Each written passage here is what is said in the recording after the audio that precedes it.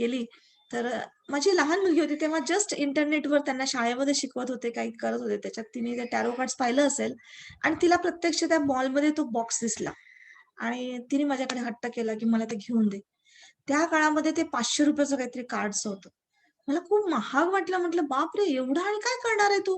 हे खेळायचे कार्ड काय आता ₹50 चे घ्यायला पाहिजे." पण तिने खूप हट्ट केला, की मला ते पाहिजे आणि आता चल खेळणं म्हणून तिला एक घेऊन दिलं.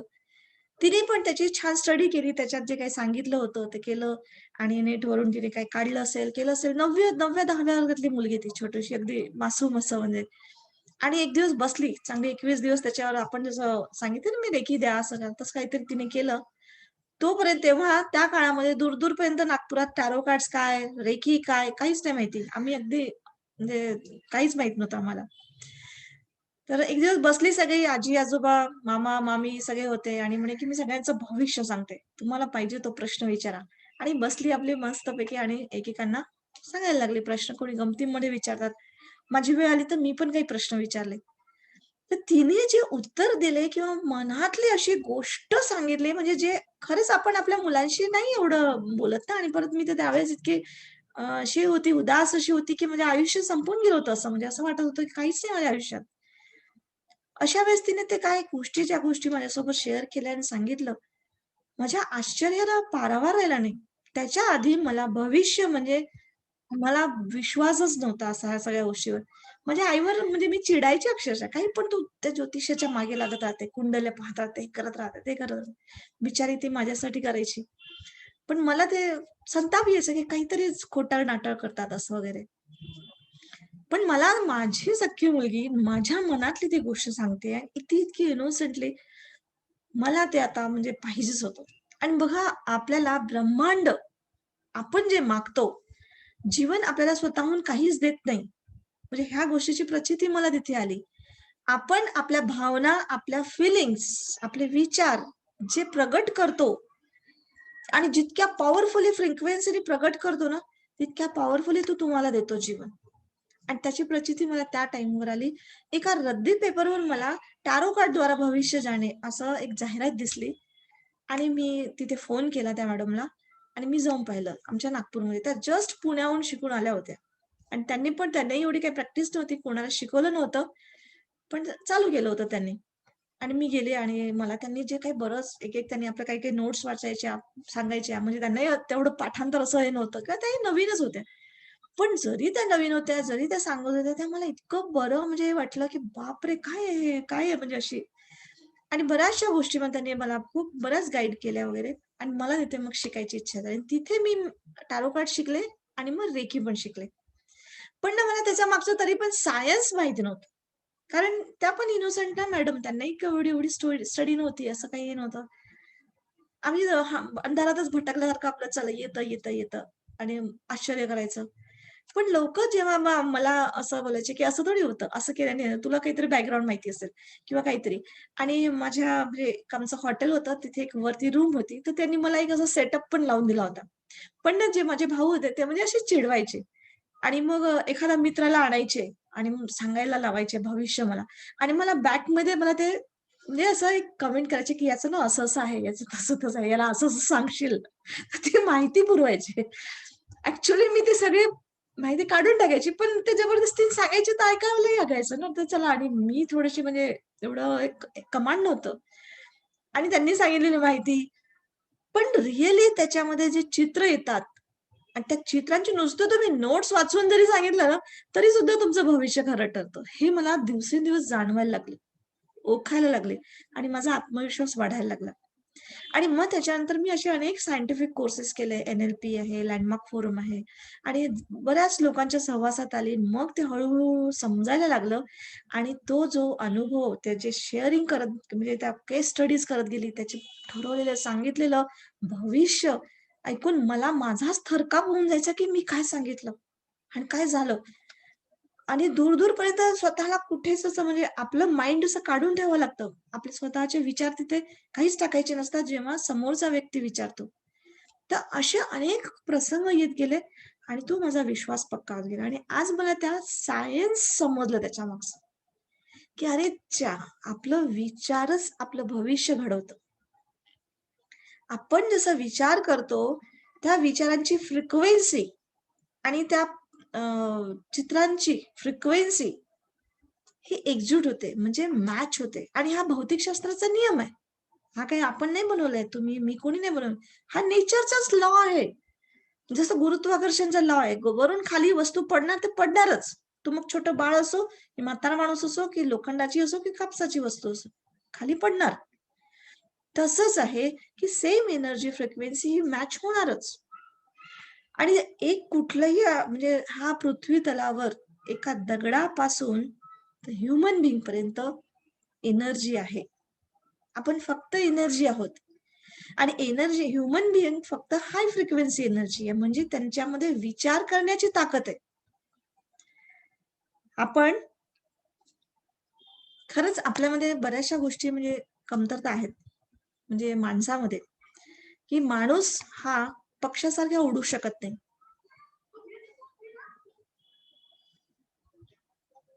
एक मिनिट.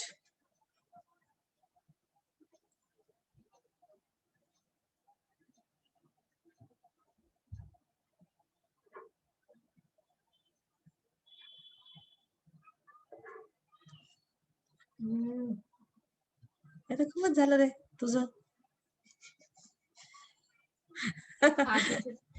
चला ओके. 1 मिनिट.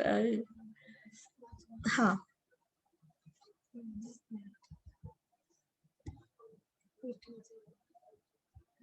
नो.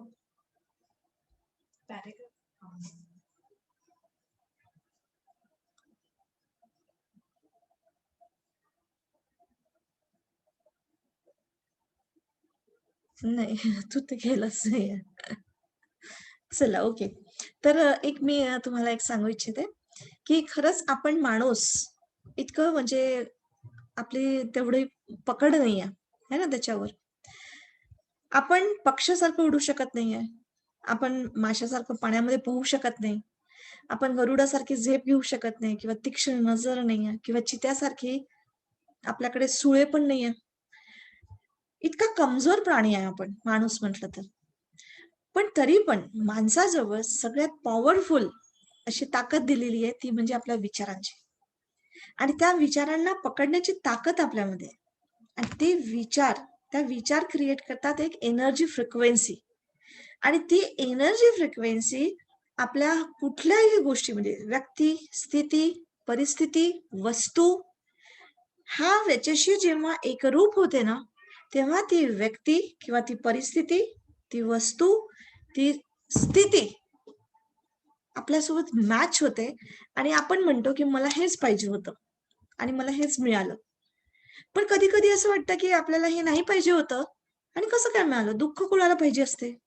पण मिळतं दुःख तुम्हाला. इनडायरेक्टली आपण त्या दुःखाची सुद्धा फ्रिक्वेन्सी मॅच करून घेतो. मला एक खूप जबरदस्त मला एक समजलं, सगळ्यात मोठं दुःख माझ्या लाईफमध्ये, की म्हणजे माझा नवरा मला सोडून जाणं, त्यांची डेथ होणं. मी ज्यावेळेस विचार केला, की आणि बरं इतका प्रेमळ नवरा म्हणा किंवा इतका जिम्मेदार आणि एक जिम्मेदार पती, एक जिम्मेदार वडील, पिता, की जो मला असं म्हणजे छोट्या-छोट्या गोष्टीसाठी अक्षरशः तो सांभाळायचा. रस्त्यावर फिरायला निघालो, कुत्रे दिसले तरी ते आपल्या स्वतःच्या पाठीशी लपवायचे मला म्हणजे. अशा म्हणजे आणि अशा नवऱ्याला आपण कसं काय डेथ मागितली? कसं काय ते विचाराची फ्रिक्वेन्सी जुडली? ह्या गोष्टीवर मी खूप विचार केला, की मी कशी काय कारणीभूत झाली, की माझा नवरा माझ्या आयुष्यातून निघून गेला. काही दिवसांनी मला म्हणजे ते रेकी वगैरे ते सगळं होतंच, ध्यान, धारणा सगळं, सगळं केलं. पण मला एक दिवस अचानक असं समजलं, की माझ्या सबकॉन्शियस माइंडमध्ये मला स्वतःचं काही क्रिएशन करायचं होतं. जे आज आपल्या सर्वांसमोर दिसतेय, जे काही माझं क्रिएशन दिसतेय. आज आपण माझ्यासोबत जुडले आहात किंवा आज कुठेतरी माझ्या ह्या लाईफमुळे मी कितीतरी लोकांच्या लाईफमध्ये एक ट्रान्सफॉर्मेशन आणू शकते किंवा त्या जीवनाचा हा दृष्टिकोन मला जो दाखवायचा आहे, तो दाखवू शकते. आणि ह्या दाखवण्यासाठी मला माझ्या नवऱ्याला म्हणजे गमवावं लागलं किंवा त्यांना ह्या आयुष्यातून हटावं लागलं. भयानक म्हणजे न आवडणारं सत्य आहे हे. म्हणजे कुणालाच नाही आवडणार. मला तर जेव्हा मी जागृत झाले तेव्हा म्हणजे बापरे! म्हटलं, की मी तर मनवून घेतलं असतं यार त्यांना. म्हणजे असं पण मला वाटलं. काही असो मी मनवून घेतलं असतं किंवा नाही केलं असतं ना काही दिवस पण असं. असे खूप खूप काही-काही विचार येतात. पण त्यावेळेस माझी ती एनर्जीची फ्रिक्वेन्सी इतकी हाय होती, कारण मला ते खूप जपत होते. ते मला असं म्हणजे जाऊ देत नव्हते. इव्हन म्हणजे भाजीपाला आणायला काय, किराणा काय, एका मजुराशी सुद्धा बोलायला त्यांना म्हणजे मी बोलायला आवडत नव्हतं किंवा इतकं ते असं सुखरूप असे ठेवत होते. "तू सांग मला, मी आणून देतो ना, मी देतो ना, मी देतो ना." आणि मला ते नको होतं. मला स्वतःचं अस्तित्व निर्माण करायचं होतं. मला पाहिजे होतं. मला जग पाहिजे होतं. मला माझं काहीतरी स्वतंत्रता पाहिजे होती अशी. म्हणजे जुलूम, अन्याय नव्हता तो, पण प्रेमाचं एक पारतंत्र्य म्हटलं तरी चालेल. अशा पद्धतीने आपल्या लाईफमध्ये जरी आपल्याला वाटतं ती निगेटिव्ह गोष्ट आहे, पण तरी सुद्धा कुठे ना कुठे आपणच कारणीभूत असतो आपलं जीवन क्रिएट करायला. इतकं भयानक गोष्ट ही सच्चाई ही माझ्या समोर आली. आणि तिथून मग मी ज्या काही गोष्टी होत्या, जे काही असेल डिप्रेशन हे ते सगळं सोडसाड केलं आणि मग ठरवलं, की माझं पर्पज मला हे पाहिजे होतं ना, मग आता नाटक नाही करायचं. निकलने का यहाँ से सामने. आणि तशा पद्धतीने मी माझं वर्क चालू केलं. एक मिनिट ते नोट्स ठेव ना. बघा, पृथ्वीचा रंगमंच हा अत्यंत सुंदर आहे. सागर, उंच पर्वत, जंगल, अप्रतिम सुंदर किनारे, विस्तीर्ण मैदान आणि सर्व प्रकारचे प्राणी. शुभदा इथे जे करते ना, मी तिच्याकडे बघते मध्ये-मध्ये कारण माऊस तिच्या हातात आहे. तर म्हणजे सर्व प्रकारचे प्राणी, जीव यांनी पृथ्वी भरलेली आहे आणि मनुष्य प्राण्यासाठी पृथ्वीवरचे जीवन मात्र आव्हानात्मक आहे.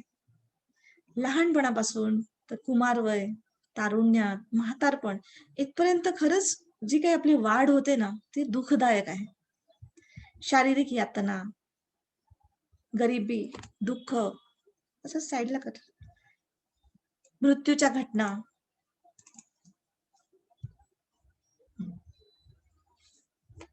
ठीक आहे. आणि ह्या सगळ्या गोष्टींमुळे आपलं जीवन दुःखदायी बनतं. पण बघा प्रत्येक गोष्टीची एक विरुद्ध बाजू पण असते. प्रकाश, अंधार, जवळ, दूर, खाली, वर, डावे, उजवे, गरम, गार, है ना? अशा गोष्टी पण जीवनाच्या प्रत्येक टप्प्यावर आपल्याला अनुभवायला येतात.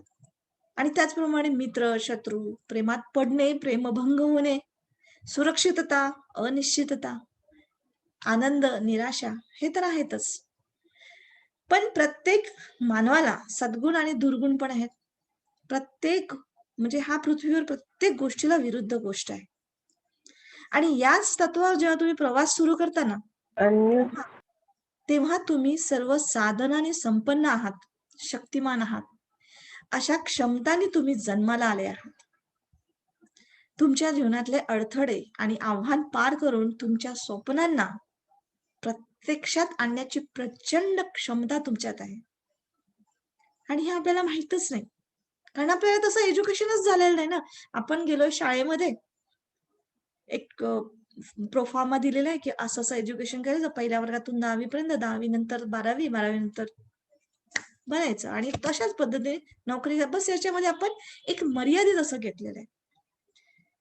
आणि अशा मर्यादित विचारांनी तुमचं मन आणि चित्त हे मर्यादित बनलेलं आहे.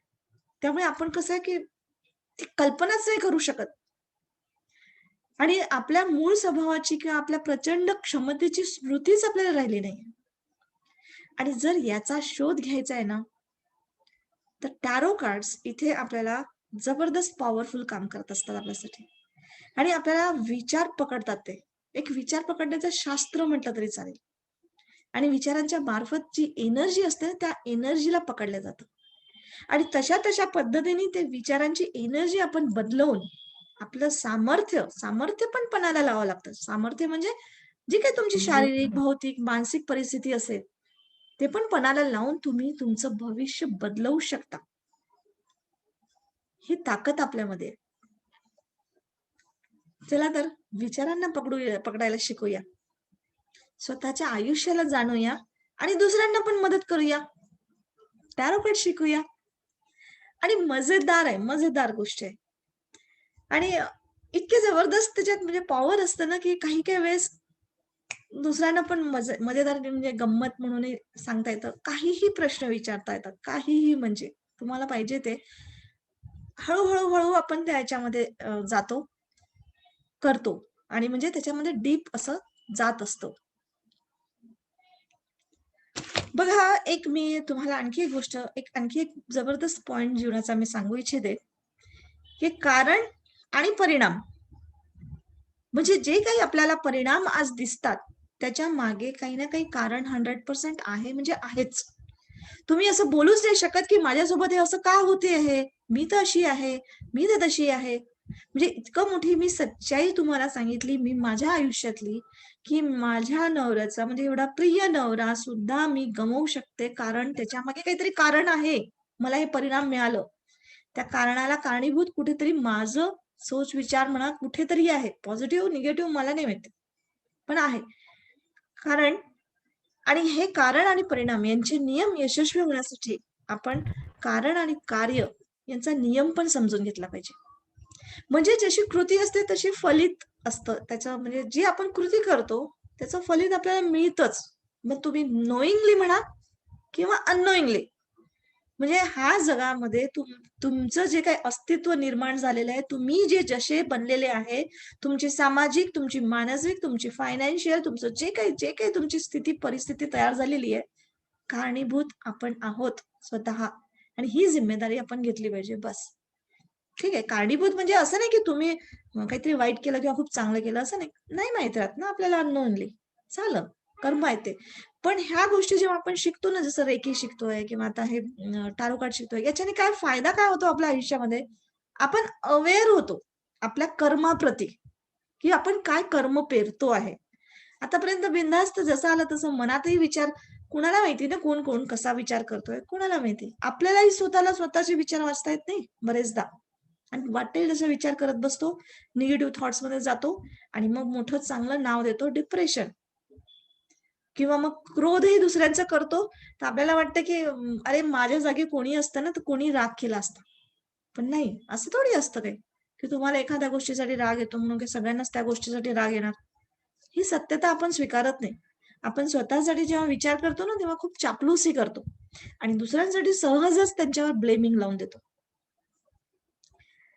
कोणतेही कार्य होतं ना, तेव्हा त्याच्यामागे काहीतरी कारण असतं. कारण आणि परिणामाचा नियम हा पेरणी आणि उगवण्याच्या नियमासारखाच असतो. जसं निसर्गाने दिलेलं आहे, की तुम्ही काही पेरणी केली, एखादं बीज लावलं, तर त्याचं झाड उगवणारच. आपल्या हातात काय आहे, तर फक्त पेरण्याची इच्छा असली पाहिजे बस. आणि इच्छा हीच सुरुवात आहे बस, बाकी काही नाही. आपण जे पेरतो तेच उगवतं. जर आपण बटाटे लावले, तर बटाटेच उगवणार, टोमॅटो उगवणार नाही. आहे की नाही? हे जितकं सत्य आहे ना, तितकंच कारण आणि परिणाम हा नियम सुद्धा सत्य आहे आपल्या धरती तलावरचा. याला तुम्ही जितक्या लवकर एक्सेप्ट कराल ना, तितक्या लवकर चांगलं आहे. बाहेर काय घडतं काहीच नाही आहे. तुमच्या आतमध्ये घडतं आणि तुम्हाला ते बाहेर दिसतं. इतकी साधी सोपी गोष्ट आहे, की आपण आपल्या मुलांना, आपल्या नवऱ्यांना, ज्याला काही बोललो, की "तू असा आहे, तू तसा आहे, तू ते आहे, तू हे करू शकत नाही." समजून जा, की तुम्ही स्वतःला आरसा बघतात आणि स्वतःला बोलतात. तो नवरा किंवा मुलं तसे राहत नाही. त्यांना आपण तसं बघतो. उगवण्यासाठी आपण प्रथम पेरलं पाहिजे. याआधी पेरण्याची क्रिया असते. म्हणजे जेव्हा उगवतं म्हणजे आपल्याला समोर दिसतं माणूस किंवा व्यक्ती किंवा परिस्थिती, तर ते म्हणजे उगवलं म्हणजे दिसलं. तर त्याच्या आधी आपल्याला पेरण्याची क्रिया करावी लागते. निसर्गाचा नियम आहे की नाही? तुम्ही जोपर्यंत शेतात पेरणार नाही, तोपर्यंत उगवणार कसं तुम्ही तुमचं? तसंच आहे, की ज्यावेळेस तुम्ही पेराल तेव्हाच तुम्हाला ते मिळेल. उष्णता मिळायची अपेक्षा तुम्ही असं करूच नाही शकणार, की काहीतरी जाळण्याच्या पूर्वी. म्हणजे लाकूड तुम्हाला जाळावं लागेल. तेव्हाच तुम्हाला त्याच्यातनं उष्णता मिळेल. तर म्हणजे काहीतरी द्यावं लागेल तेव्हा तुम्हाला मिळेल. म्हणजे सिंपल सांगायचं म्हणजे कारण तुम्हाला काहीतरी चांगल्या गोष्टी कराव्या लागतील, तेव्हा तुम्हाला काहीतरी चांगल्या गोष्टी मिळतील. आणि तुम्ही म्हणाल, की "मी तर खूप दिलं, खूप लोकांचं केलं, मी तर इतकं देतच आली, अहो मी देतच राहते." खूप लोकं भेटतात मला असे. मग तुम्ही देतच राहता, तर मग तुम्हाला चांगलं भेटत कसं नाही? तर कुठेतरी चुकतेय तुमचा विचार चुकतोय. खूप मायन्यूटली आपल्याला याचा विचार करावा लागतो. खूप फोकसली जावं लागतं. खूप ध्यान-धारणा आणि खूप स्वतःला असं पोखरून काढावं लागतं, असं नोचून काढावं लागतं स्वतःला. बघावं लागतं डीपमध्ये जाऊन. एक-एक पेशींचं असं ऑपरेशन करावं लागतं. इतकं खोल, की आपण काय करतोय, काय करतोय, काय करतोय? कारण मला जेव्हा ही गोष्ट पता लागली ना, की आपणच कारणीभूत आहे.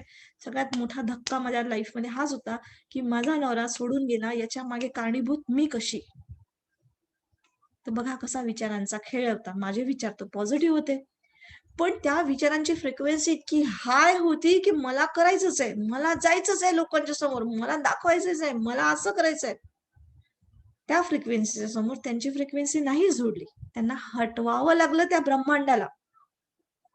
कारण आज ते असते, तर कदाचित मी नसते. ह्या क्षेत्रामध्ये मी काही आलीच नसते. कारण मला त्याने खूप मला येऊच दिलं नसतं त्याने, येऊच दिलं नसतं. तर अशा पद्धतीने ब्रह्मांड आपल्याला आपलं काम करत असतो.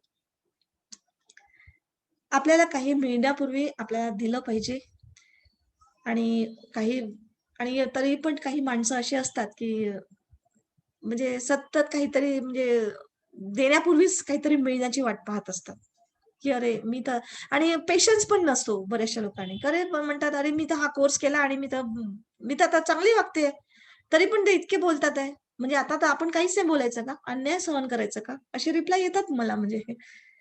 तसं नसतं. बघा बीज पेरलं तर काही वेळ लागतो ना, आहे ना? मला पण इथपर्यंत यायला आज 15 वर्षाचा जवळ-जवळ वेळ लागला. तेव्हा तर मी आज तुमच्याशी बोलू शकते ना. नाहीतर त्यावेळेस तर माझी तत-पप होत होती. नवऱ्याच्या समोर तर एकही शब्द बोलता येत नव्हतं. चहा असा ठेवून द्यायचा डायनिंग टेबलवर, "अहो, चहा घ्या." आणि मग तिकडे पाहुणे आले की ते घेऊन जायचे. म्हणजे इतकी मी आतल्या म्हणजे रूममधली, किचनमधली अशी होती. तर ह्या स्थितीमध्ये यायला मला इतका वेळ लागला ना, तसा काही वेळ लागतो प्रत्येकांना. म्हणजे आज तुम्ही बदलले तर आजच्या आज नाही. कोणते झाड लवकर 1-2 दिवसातच कोंब येतं. काही झाडांना महिना लागतो, तर काही झाडांना वर्ष लागतात. बांबूचं झाड म्हणतात 11 वर्ष लागतात त्याला पूर्ण धडाडकन व्हायला. तर तसं असतं. तर बीज पेरतो ना, तर तो तुम्हाला थोडंसं वाट बघावं लागतं. पण आपण जेव्हा बीज पेरतो ना, तेव्हा एकच फळ उगवत नाही. हे पण लक्षात ठेवा. आपल्याला मिळतं ना, आपण जर सकारात्मकतेचा बीज पेरलं ना, तर त्याला कितीतरी पटीने सकारात्मकतेचं म्हणजे पीक आपल्याला मिळतं. म्हणजे असं नाही की आज आपण एक बीज पेरलं तर एकच मिळेल, असं नाहीये. कोणतंच झाड आहे. बघा कोणतंच झाड. तुम्ही कुठलाही एक दाणा लावा त्याचे हजारो मिळतात. तसंच आपला विचार जर एक पॉझिटिव्ह विचार टाकला ना, कितीही निगेटिव्ह गोष्टीमध्ये बघा त्याचं किती फळं मिळायला लागतात तुम्हाला. पेशन्सची वाट बघा. आपण जर नकारात्मक लावलं ना, तर अनेक पटीने नकारात्मकतेचं पीक मिळेल आणि हा नेहमी म्हणजे निसर्गाचा नियम आहे. पण लोकं थोडेसे नियमाच्या विरुद्धात म्हणजे कसं माहितीच नाही राहत ना, आहे की नाही? आणि अजून एक हेही असतं, की बघा आपण जेव्हा बीज पेरतो, तर तो नक्की उगवेलच हे शेतकऱ्यालाही माहिती नसतं किंवा प्रत्येकच बीज उगवेल असं पण माहीत नसतं. काही-काही बीजाला पाणी मिळत नाही, तर काही-काहीला जमीन सूट होत नाही, तर काही-काहींना जास्त जळूनच जातात, तर ऊनच येतं, तर पाऊसच येतो, तर काही ना काही कोणाच्या म्हणजे गाय खाऊन घेतात म्हणजे म्हणजे काय म्हणतात पशु-पक्षीच हे घेतात. नॅचरल कॅलॅमिटीज आहेत हे. म्हणजे प्रत्येक बीजला फळ मिळेलच आणि होईल असं पण नाहीये. आहे ना? तर त्या पण गोष्टीला म्हणजे आपल्याला अवेअर राहणं पाहिजे किंवा सरेंडर राहणं. रेकीमध्ये पण मी नेहमी सांगते, की बीज आपण म्हणजे फक्त विचारांचं बीज पेरायचंय. आध्यात्मिक आपण म्हणजे मानसिक, शारीरिक आपलं काम करायचंय. त्या सोर्सला विनंती करायची आणि सोडून द्यायचंय, सरेंडर करायचंय तुम्हाला. जसं आपण बीज पेरतो. बीज पेरणं म्हणजे काय झालं, की पहिल्यांदा आपल्या डोक्यात आलं, की मला ना आंब्याचं झाड लावायचंय. मग आपण काय करतो, कोणता आंबा लावायचा? हां, हापूस आंबा. मग आता असा आहे. मग त्याची बीज आणू, त्याचं हे आणू किंवा झाड पण आणू तयार नर्सरीमधून. मग हे झालं आपलं शारीरिक कर्म. मानसिक कर्म पहिल्यांदा विचार केला. मग हे झालं शारीरिक कर्म. गेली मी नर्सरीमधून मस्तपैकी झाड आणलं, जागा निवडली, मस्तपैकी वृक्षारोपण केलं, हे हे लावलं सगळं, कंपन लावलं, पाणी दिलं, हे केलं, झालं, मस्तपैकी झालं. पण इतका तापट उन्हाळा आला ना, की ते झाड सुकून गेलं यार. पण मग माझा काय दोष का त्याच्यात? नाही. कदाचित त्या झाडाचं असेल किंवा ते ऊन त्याला सहन नाही झालं असेल किंवा काहीतरी कमी पडलं असेल, होऊ शकते. त्यावेळेस आपलं ते पण याचा अर्थ असा नाही, की मी थांबेल, परत काहीतरी करेन किंवा मग माझ्याच ह्याच्यामध्ये काहीतरी चूक झाली म्हणून मी रडत बसेन, असं पण नाहीये. पण प्रयत्न करणं आपल्याला सतत चालू ठेवणं आहे. हे सेम रेखीमध्ये असंच, की कधी-कधी रेखी काम करते, नाही करत किंवा काहीतरी गोष्टी असतात, कॅलॅमिटीज येतात, संपतं, पण चालायचं. पण आपलं जीवन कसं चालण्याकडे राहायचंय. ह्या सगळ्या गोष्टी ह्या सगळ्या गोष्टी आपल्या विचारांमध्ये असतात. सगळ्या गोष्टी. पण आपल्याला ना ते विचार पकडता येत नाही किंवा समजत नाही. कारण तशा पद्धतीने आपलं एज्युकेशन कधी झालंच नाहीये. तर तशाच प्रकारे टॅरो कार्ड्स एक ही संकेत विद्या आहे. संकेत म्हणजे सांकेतिक अशी विद्या आहे. म्हणजे ते सांगायचं असतं, की विचारांनी आपलं भविष्य घडतं. जे आपण विचार करतो, त्यालाच वृक्ष होतो तो आणि ते तुमच्या समोर आणायला लागतं. म्हणजे आपलं भविष्य आपल्या आतमध्येच आहे. आपल्या विचारांमध्ये लपलेलं आहे. पण आपल्याला ते ओळखता येत नाही आणि इथे ते काय टॅरो कार्ड्स मदत करत असतात. आपलं पास्ट काय होतं आणि त्याच्यावरून आपण फ्युचर काय क्रिएट करतो आहोत. म्हणजे काय होतं, पास्टमध्येच आपण घुसून राहतो. एखादी चांगली घटना झाली तर त्याच्यामध्ये करतो किंवा वाईट घटना झाली तर आयुष्यभर ती लक्षात ठेवतो, की हा माणसाने मला असं-असं फसवलं आणि त्याच्यावरून आपण क्रिएट करत असतो फ्युचर. आणि मग तिथे आपल्याला ऑब्स्टॅकल्स येतात आणि अडकत असतो. आणि एका म्हणजे गोष्टीवर कुठे आपण अविश्वास क्रिएट केला ना, तर तो आपल्या आयुष्याच्या प्रत्येक एरियामध्ये तो काम करत असतो. तो तुमच्या फायनान्समध्ये काम करेल, तो तुमच्या रिलेशनशिपमध्ये काम करतो, तो तुमच्या हेल्थमध्ये काम करतो. अविश्वास, अविश्वास, अविश्वास, अविश्वास. आणि त्याच्यातही मग आपल्याला किती म्हणजे काय म्हणजे तुमचं फ्रिक्वेन्सी किती आहे? किती जोशाने करता म्हणजे किती म्हणजे फोर्सफुली करता किंवा किती कमी ह्याच्याने करता म्हणजे फ्रिक्वेन्सी काय एनर्जी ह्या सगळ्या गोष्टीवरून ती एनर्जी काय फ्रिक्वेन्सीने काम करते ती एनर्जी ते कार्ड्स पकडतात, कॅच करतात आणि त्या कार्ड्सवर काही सुंदर चित्र असतात आपल्या जीवनातल्या घटनांच्या निगडीत असे. आणि तिथून ते आपल्याला एक डिव्हाइन गाईडन्स मिळतं.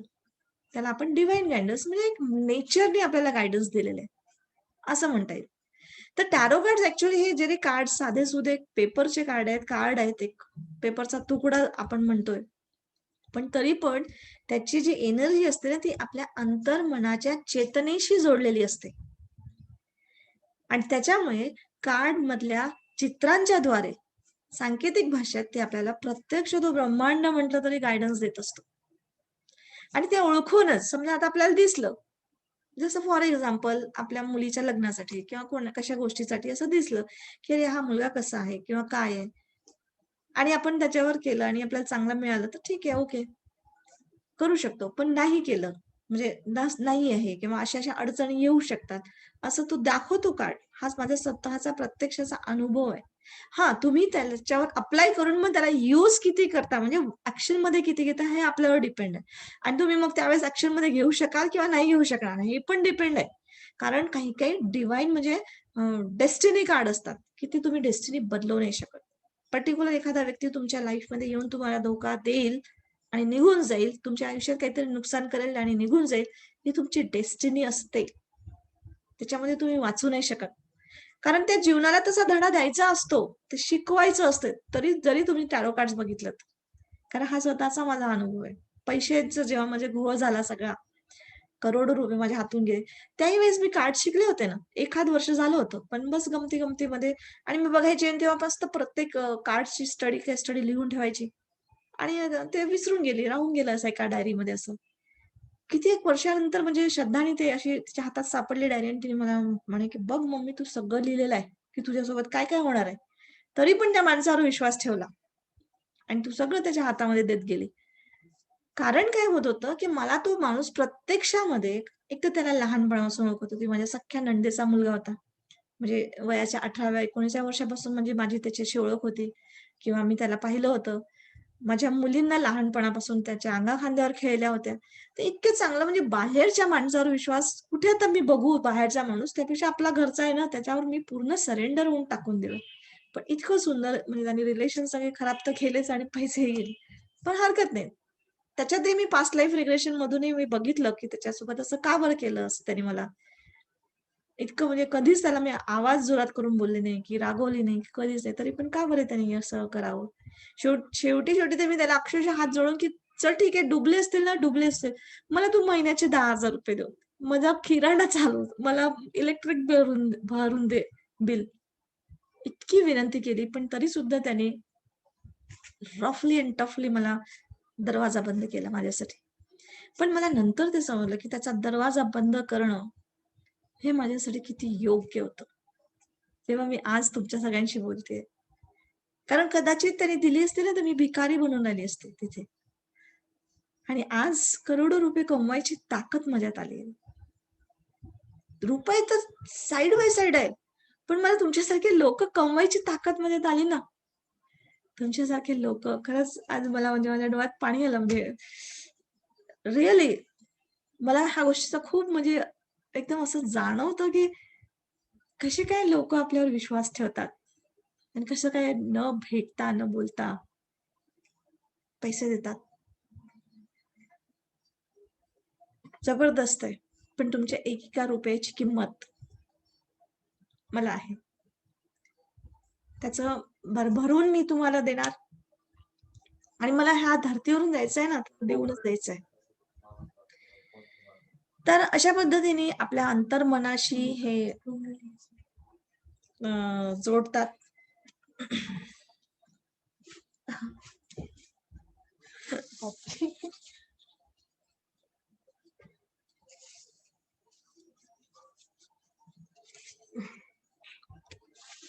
तर अंतर्मनाशी आपल्याला हे कार्ड जोडतात आणि आपल्याला त्याचं एका सांकेतिक भाषेत म्हणा, एका त्या चित्रांच्या द्वारात आपल्याला प्रत्यक्षात ते गाईडन्स देतात. आणि ते ओळखून आपण आपलं भविष्य आपण आपल्या हातात आहे, आपण बदलू शकतो आणि आपलं भविष्य आपल्या विचारांमध्ये लपलेलं आहे. विचारांना वाचायला शिकू शकतो आपण आणि आपण आपलं भविष्य बदलू शकतो. तर जरूर सर्वांनी टॅरो कार्ड शिकावं आणि टॅरो कार्ड शिकून स्वतःचं तर आयुष्य बनवायचं आणि इतकं सुंदर ॲज अ प्रोफेशन म्हणून जेव्हा आपण निवडतो ना, तर समाजामध्ये आपल्याला इज्जत आणि एक तो आदर जरूर मिळतोच. पैसा तर बाय प्रॉडक्ट आहेच. म्हणजे पैशाच्या मागे धावायचंच नाही आपल्याला. पैसा तर मिळणारच, प्रश्नच नाही. पण आपल्याला लोकांसाठी काय करायचं आहे, इथे आपल्याला लक्ष देऊन काम केलं ना, आयुष्य जगण्याचा आनंद मिळतो. आहे की नाही? तर भविष्याचा वेध घेण्याची मानवी सहज प्रवृत्ती असते. भूतकाळात डोकावायचं आणि भविष्याचा शोध घ्यायचा. हे आपल्याला नेहमीच म्हणजे भुरळ पाडत असते आपल्या मानवी स्वभावाला. आणि टॅरोचा अर्थच हा आहे, की गूढविद्या म्हणजे भविष्यात लपलेली गोष्ट जाणण्याची कला. अज्ञात गोष्टीचा शोध घेणं किंवा आकलन करणं. आणि बघा जीवनात बरेच वेळेस कठीण परिस्थितीमध्ये जिथे आपल्याला त्रास होतो, की काय करावं समजत नाही. तिथे म्हणजे टॅरो कार्ड्स आपल्याला एक मार्गदर्शन करतात ठरतं म्हणजे एक आणि जीवनाकडे बघायचा एक नवीन दृष्टिकोन मिळतो. ह्या कार्ड्समध्ये ना प्राणी, प्रकृती, व्यक्ती असे यांचे प्रतिकात्मक असे रेखांकित चित्र असतात, की त्यांची एक सांकेतिक अशी भाषा असते, की आणि त्याच्यावरून आपल्याला समजतं, की आपल्या विचारांची दिशा कशी आहे, काय विचार करतोय. आणि ते पूर्ण आपल्या एनर्जी फ्रिक्वेन्सीवरच काम करत असतात आणि त्याच्यामुळे आपल्याला जीवनात रिझल्ट्स मिळत असतात. म्हणजे इन शॉर्ट सांगायचं म्हणजे अंधारात प्रकाश दाखवण्याचं काम टॅरो कार्ड्स करीत असतात. आणि एक ईश्वरीयपणा, एक ब्रह्मांडीय ऊर्जा शक्ती आहे. तर याचा उपयोग म्हणजे आपल्याला जीवनात एक एक योग्य पर्याय निवडायला पण मदत करत असतात आपल्याला कार्ड्स. तर टॅरो कार्ड्स वाचन करतात त्यांना त्या व्यक्तीला टॅरो रीडर म्हणतात. तर एक सुंदर पदवी पण लागते tarot reader. Yes, tarot reader म्हटलं की आपण एक आपली आयडेंटिटी क्रिएट होते ना आणि मजा येते, मस्त मजा येते ती छान वाटतं. तर मी आपल्याला याच्यामध्ये सांगणार, की आपण याच्यामध्ये काय-काय शिकणार, आहे ना? तर याच्यामध्ये टॅरो कार्ड्स बद्दल संपूर्ण इतिहास सांगणार. टॅरो कार्डचे काय-काय प्रकार असतात, त्याच्याबद्दल डिटेल माहिती सांगणार. त्याच्यात मेजर अर्काना कार्ड असतात, म्हणजे डेस्टिनी कार्ड असतात, की असे काही म्हणजे विषय आहेत आपल्या ह्याच्यामध्ये, की काही गोष्टी आपण नाही बदलवू शकत आपल्या आयुष्यामध्ये. ते कर्म असतातच. आणि जसं फॉर एक्झाम्पल म्हटलं, की आपले आई-वडील, मुलं किंवा लग्न किंवा तुटणं, ह्या ज्या काही गोष्टी असतात. आता जसं माझ्या आयुष्यात काही झालं, तर ते ठरलेलं होतं. ते मेजर अर्काना कार्ड होता. नाही बदलवू शकत. तर त्यावेळेस आपण आपली पॉवर कशी वाढवू शकतो? म्हणजे ते सहन करण्याची ताकद किंवा एक्सेप्टन्स म्हणजे त्याची पॉवर आपल्या हातामध्ये. त्या दुःखामध्ये नाही द्यायचं आपल्याला पॉवर. पॉवर आपल्या हातात ठेवायचंय. तर अशा पद्धतीचे काही मेजर अर्काना कार्ड असतात आणि काही मायनर अर्काना कार्ड असतात. तर ते आपल्या सहज विचाराने बदलतात. जसं म्हणजे आज मी विचार केला एक आणि थोड्या वेळाने गेलं, मला काहीतरी परिस्थिती वेगळी दिसली, तर माझे विचार बदलले. तुमचं भविष्य बदललं. तर अशा पद्धतीचे काही असतात. नंतर मग त्याच्यामध्ये टॅरो कार्ड्सची केअर कशी करावी वगैरे, त्याचे कार्ड शफल कसं करणं हे सगळं वगैरे. त्याच्यामध्ये आणखी एक असतं, की महिलांचं राज्य जास्त असतं टॅरो कार्डमध्ये. याचा अर्थ असा नाही, की पुरुष नाही करू शकत, पण महिलांचं जास्त असतं कारण त्यांना ना एक सिक्स्थ सेन्स असतो असं म्हणतात.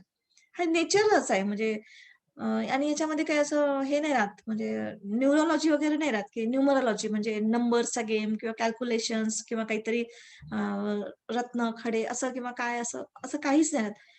बस ते पिक्चर बघायचे आणि त्याच्यावरून आपल्याला भाव समजायचे असतात. समोरचा व्यक्ती जर समोर बसला असेल, तर कंप्लीटली तुम्हाला समजतं. आजकाल तर आपण ऑनलाईन पण बघतो, पण त्याच्या बोलण्यावरून, त्याच्या प्रश्नांवरून, त्याच्या स बाकीच्या गोष्टीवरून आपल्याला आकलन करायचं असते आणि थोडी बहुत त्याच्यामध्ये ती माहिती येते आणि त्याच्यात तुम्ही सहजतेने बोलू शकता. म्हणून ह्याच्यामध्ये महिला थोडंसं जास्त प्रवीण असतात. आहे ना, आपल्याला माहिती आहे नवरा कुठे गेला असेल, इतका वेळ कसा झाला, कुठे गेला असेल, काय केलं असेल, हे आपण बोलतो ना, तर तसंच असते. त्याच्यावर अर्थ असा नाही बरं नवऱ्यावर लक्ष ठेवायला. तर बघा आज पुरुष आहे तर ते म्हणजे बापरे! झालं बायकोला बिघडवण्याचं काम करतीये. तसं नाहीये आपल्याला.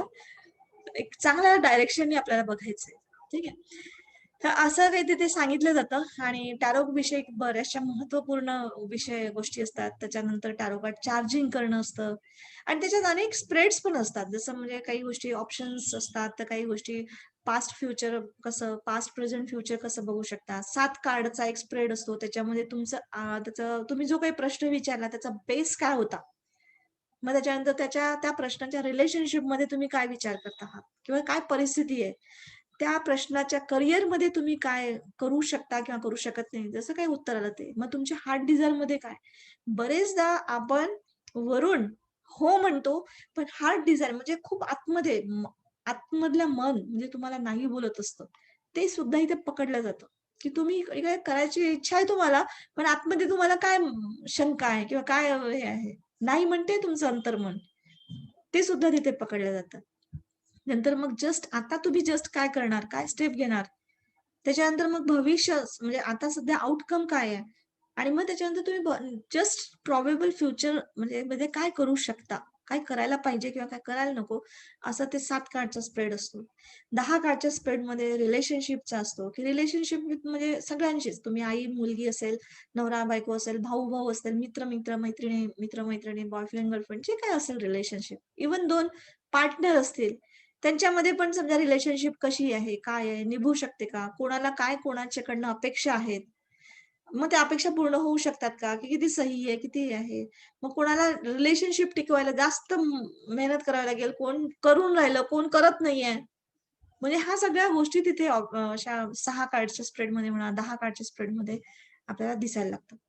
म्हणजे ते तिथे शिकवलं जातं. त्याच्यानंतर केस स्टडी मटेरियल तर तुम्हाला मिळतेच. म्हणजे लाईफटाईम ॲक्सेस मिळतं तुम्हाला. ॲक्सेस मिळतं. नंतर म्हणजे रेकॉर्डिंग तर आहेच. तुम्हाला माहितीच आहे जसं रेकीचं मी दिलेलं आहे. त्याच्यानंतर केस स्टडीज मिळतात बऱ्याचशा गोष्टी म्हणजे YouTubeवर पण आहेत काही-काही गोष्टी भयानक. मी तुमच्याशी शेअर करते केस स्टडी आणि काही गोष्टी न्यूमरोलॉजी आणि टॅरो कार्डचा काय संबंध म्हणजे कसे अंक आणि याचा वगैरे थोडं बहुत सांगितलं जातं. आणि प्रत्येक कार्डची एक विशिष्ट म्हणजे माहिती तर आहेच एकेका कार्डचं. आणि प्रत्येक कार्डविषयी त्याचा चित्रार्थ, त्याच्यामध्ये पैशासाठी कसा काम करेल तो, प्रेमासाठी कसा काम करतो, तो कामासाठी म्हणजे तुम्ही जे काही काम करता आहात प्रोफेशन त्याच्यासाठी कसा काम करतो, तुमचं व्यक्तिमत्व कसं आहे, याचा विकास कसा करू शकता आणि याची विरुद्ध बाजू पण तुम्हाला म्हणजे दोन्ही बाजूने मिळेल. तुमच्याजवळ पैसा येईल का? ते पण किंवा पैसा येणार नाही का? म्हणजे अशा दोन्ही बाजू तुम्हाला त्याच्यात समजवलं जातं.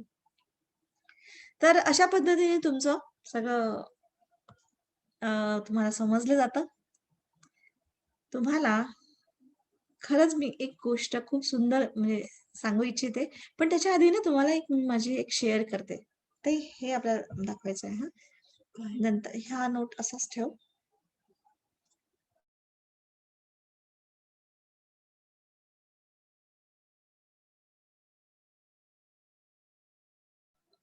मी तुम्हाला ना एक माझ्या YouTubeवर शेअरिंग करते.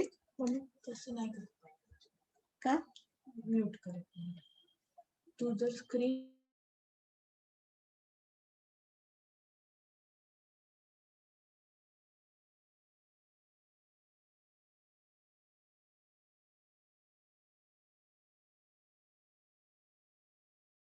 आपल्याला ते नंतर शेवटी मला ते बोलायचं आहे. हां, ठीक. ह्यांचं ना? हां, YouTubeवरचं एक ते केस स्टडी आहे ना? हां. हे ना संगीता कुबडे मी हिचं थोडंसं एक बॅकग्राऊंड सांगते मी तुम्हाला. 3 एक वर्ष झाली ना 2019 ची गोष्ट आहे. हां, 2019 ची 2-3 वर्षापूर्वीची गोष्ट आहे. ही होती एल-आय-सी एजंट होती. तर माझी चांगली मैत्रीणच होती. मुंबईहून इथे आली आणि कार्ड बघायला वगैरे. तर ती मला सांगत होती, की तिच्या म्हणजे नवऱ्याचा प्रॉब्लेम, तिच्या मुलींचा प्रॉब्लेम, हे घराचं आहे, असं आहे, तसं आहे, तसं आहे, वगैरे, वगैरे खूप कार्ड्स काढत होती. आणि तिच्या ह्याच्यामध्ये ना तिच्या डेथचे कार्ड होते आणि मी ॲक्चुअली त्या दिवशी ते फोटो नाही काढले. पण मी नंतर मग म्हणजे तिचे कार्ड काढले तर काही गोष्टी अशा समोर आल्या मला आणि तो मी त्याची केस स्टडी म्हणून लिहून ठेवली होती. तर त्याच्यामध्ये काय होतं, की ती दुसरे प्रश्न विचारत होती, पण तिचं तब्येत म्हणजे तिला मी त्यावेळेस हिंट दिली होती, की "बाई गं, माहिती नाही मला तुझ्याकडे पैसा भरपूर येणार आहे." कसा आता एल-आय-सी एजंट म्हटलं, की तिचे किती आणि एम-डी-आर-टी झाली होती. जस्ट फॉरेन ट्रिपसाठी तिचं मंजुरी झाली होती. दुसऱ्यांदा एम-डी-आर-टी. म्हणजे ती आता फॉरेन ट्रिपमध्ये जाणार होती आणि किती पैसा एल-आय-सीने तिला दिला होता. प्लस तिच्या किती पॉलिसीज असतील. एक टर्म पॉलिसी काढली तर करोडोनी पैसा येतो म्हणतात. त्याच्यातल्या त्यात तिने जो फ्लॅटच्या बद्दल विचारलं होतं, तो फ्लॅट पण पॉलिसीचा होता, की समजा तिने कर्ज नाही केलं तर ते कंपनी देणार होती पैसा. म्हणजे फ्लॅटही फुकट. म्हणजे अशा टाईपचं तिने सगळं मॅनेजमेंट केलं होतं. पण स्वतःच्या हेल्थकडे तिने लक्ष नाही दिलं आणि माझं पूर्ण तिचं लक्ष तिच्या हेल्थकडे मी तिला वारंवार देत होती. पण नाही ऐकलं. आणि ती माझ्याकडे मला वाटते 14 फेब्रुवारीला की 12 की 13 फेब्रुवारीला काहीतरी आली होती. त्या दिवशी पण कार्ड्स काढले होते तिचे आणि त्याच्यानंतर तिला 15 फेब्रुवारीला काहीतरी तिचा अटॅक आला, ब्रेन अटॅक आणि 19 फेब्रुवारीला तिची डेथ झाली. तर ते सुद्धा म्हणजे कसं प्रेडिक्शन झालं, तर मी एक एक्झाम्पल सांगते. याचा अर्थ असा नका समजू, की म्हणजे आपल्याला सगळ्यांची मृत्यू पाहता येतं हां, मृत्यू कोणाचा बघता येत नाही बरं का. पण एखाद्या वेळेस एखादी केस आली ना, तर त्याला गाईडन्स देऊ शकतो. पण आता समोरचा व्यक्ती किती ऐकतो त्याच्यावर पण डिपेंड आहे ना. तेव्हा मी तिला अगदी दरवाजापर्यंत तिला मी सोडलं होतं, की "बाई तू पहिल्यांदा डॉक्टरकडे जा. स्वतःचा ब्लड प्रेशर चेक कर, डायबिटीज चेक कर. कमीत कमी जे आहे ते तर नॉर्मल तर चेकिंग कर. एका 40 वर्षानंतर तर आपल्याला चेकिंग करणं आवश्यक आहे. त्या अनुषंगाने तर कर." कदाचित तिथे तिने केलं असतं ना, तर तिचं हाय ब्लड प्रेशर तिला लक्षात आलं असतं आणि कदाचित तिथे काही कंट्रोल करता आलं असतं. पण नव्हतं ते हातामध्ये. जे व्हायचं ते झालं. पण ती केस स्टडी म्हणून माझ्यासोबत राहिली आणि अशा केस स्टडी डेथच्या माझं एक नाही अशा कितीतरी केस स्टडीज झाल्या, की मला कधी-कधी भीती वाटायला लागते असं म्हणजे की काय पण ॲक्चुअली ते गाईडन्स म्हणून द्यायचं आहे आपल्याला. आपण निमित्त मात्र ठरतो. त्याला आपण मग वर यायचं आहे. रेकी आपल्यासोबत असतेच, है ना? तर एक स्टडी मी तुमच्यासोबत शेअर करते, तर तुम्ही ऐका त्याच्यात. मी थोडंसं लिहिलेलं आहे, की त्याच्यामध्ये, की मी बोललेलं आहे मी फक्त, की एकेका कार्डचे अर्थ काय आहेत. आज की केस स्टडी है एक लेडी की 18 फरवरी 2019 डेट की इनका भी एक इनकी तबीयत एक अचानक ख़राब हो गई है, एडमिट है तब तो सवाल था कि इनकी तबीयत कैसी रहेगी, क्या ये यहाँ से बाहर आ सकते हैं और ब्रेन स्ट्रोक है इनको ज़बरदस्त अचानक चलती फिरती लेडी अचानक से तबीयत बिगड़ गई सुबह और अभी एडमिट है पूरी कोमा में गई है ऐसे यानी एकदम से बहुत ही हालत ख़राब है तो देखते हैं इनके कार्ड्स क्या हैं आते हैं रूट कॉज में पहला कार्ड है 5 ऑफ वॉन्ड्स, रिवर्स्ड है। मतलब ऐसा होता है कि अभी परिस्थिति से झगड़ना चालू है लेकिन हार हो सकती है, पहले ही कार्ड में बताया है। यानी वो तबीयत से बाहर नहीं आ सकती, ऐसा लगता है। नंबर 2 पर है रिलेशनशिप में क्वीन ऑफ कप्स, यानी ये जो स्त्री है इनमें जो कंपैशनेट है वो बढ़ाना चाहिए था थोड़ा सा, या फिर जो भी एक है कि नेचर यानी एक्सेप्टेंस भावना जो है उसको यानी स्वीकार करना पड़ेगा, स्वीकार करने की भावना ज़्यादा बढ़ानी पड़ेगी, स्त्री भावना यानी प्यार भावना बढ़ानी पड़ेगी। यानी जो भी हो रहा है उसको एक्सेप्टेंस करना पड़ेगा, लेकिन आखिरी में आउटकम फिर भी इनका रिवर्स्ड है, इसलिए ये थोड़ा इनके लिए कठिन जा रहा है। थर्ड कार्ड है करियर या माइंड में है कि 9 ऑफ स्वॉर्ड्स रिवर्स्ड है, यानी कि वहाँ उनको डर या फिर निराशा भी दिख रही है। और फोर्थ कार्ड यानी हार्ट डिज़ायर में यहाँ पे दिखाई दे रहा है 9 ऑफ वॉन्ड्स, वो भी रिवर्स्ड है। यानी परिस्थिति बहुत कमज़ोर है या अत्यंत दुखदायक या परेशानी या फिर बुरी घटना घट सकती है, या फिर बीमारी से बाहर आने की बहुत कम चांसेस है। तो शांत रहने की कोशिश करें। ऐसे यानी वो उनके अंदर ही भावना चल रही है, उनके अंदर की भावना उनको ही यानी एक सबकॉन्शियस माइंड लेवल पर देखा जाए तो उनको वो बात पता चल गई है पेशेंट को। फिफ्थ कार्ड है व्हाट हैपेंड्स, यानी जस्ट नाउ, क्या हो रहा है अभी। तो वहाँ पे है 3 ऑफ कप्स।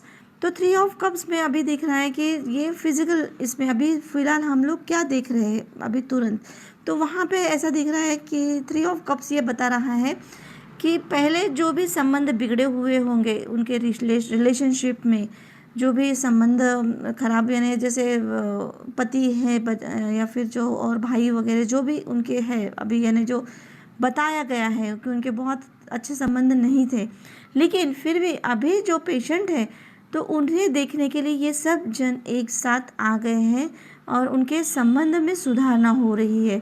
एक दूसरों को सहकार्य करके पेशेंट को भी सहकार्य कर रहे हैं, उनके भाई बोलो, उनके हस्बैंड हैं, उनके बच्चे हैं, जो भी सब जन एक साथ आ गए हैं। और 6 कार्ड में 7th ऑफ स्वार्ड्स ये दिखाया है, यानी होप एंड डिज़ायर का कार्ड है ये।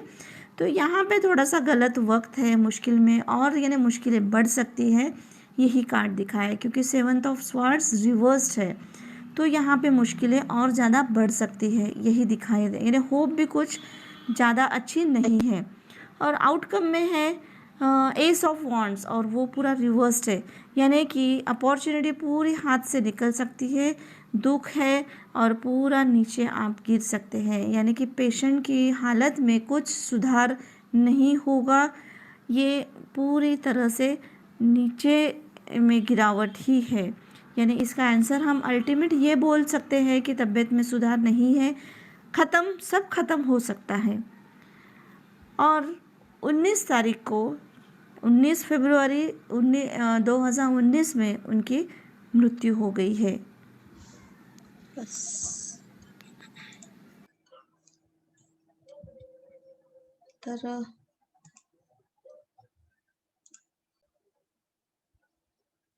तर अशा पद्धतीने आपण प्रेडिक्ट करू शकतो.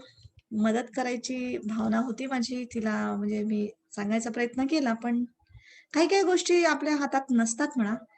ॲक्चुअली आता मी हे एक गोष्ट शेअर केली म्हणजे याचा अर्थ असा नाही की आपण सगळ्यांचेच मृत्यू बघू शकतो असं नाहीये. पण काही गोष्टी आहेत. आता आणखी एक अशी पण घटना घडली होती की कॅन्सर पेशंट होते. जाणार होते माहिती होतं. म्हणजे लास्ट स्टेजवर होतं, गळ्याचा कॅन्सर होतं. पण कधी जाणार आता, एका महिन्यात जातात, की 1 आठवड्यात जातात, की 1 वर्ष राहतात, हे डॉक्टर नाही सांगू शकत होते. औषधं तर ते देतात ना, मग किमोथेरपी करत राहतात, जगवत राहतात त्या व्यक्तीला. तशा ह्याच्यामध्ये आम्ही कार्ड्स काढले. पण ते कार्ड्स काढताना पण त्या मुलाला मी हा प्रश्न विचारला, की "तुझा उद्देश काय आहे?" म्हणजे त्याला हे विचारायचं होतं, की माझ्या वडिलांचं आयुष्य किती आहे? काय आहे? म्हटलं, "तुझा उद्देश काय आहे?" तर म्हणे, "काही नाही, मला त्यांची सेवा करायची आहे." आणि तो मुलगा आणि सून वेगळे राहत होते.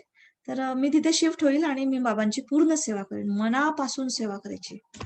म्हटलं चला, मग ठीक आहे. मग त्या उद्देश त्यांचा घेतला आणि मग आम्ही कार्ड्स काढले आणि मग त्याच्यानंतर मी डावझर असतं, एक डाउजिंग पण असतं, त्याच्याने डेट काढली डेट सांगितलं आणि लिहिलं.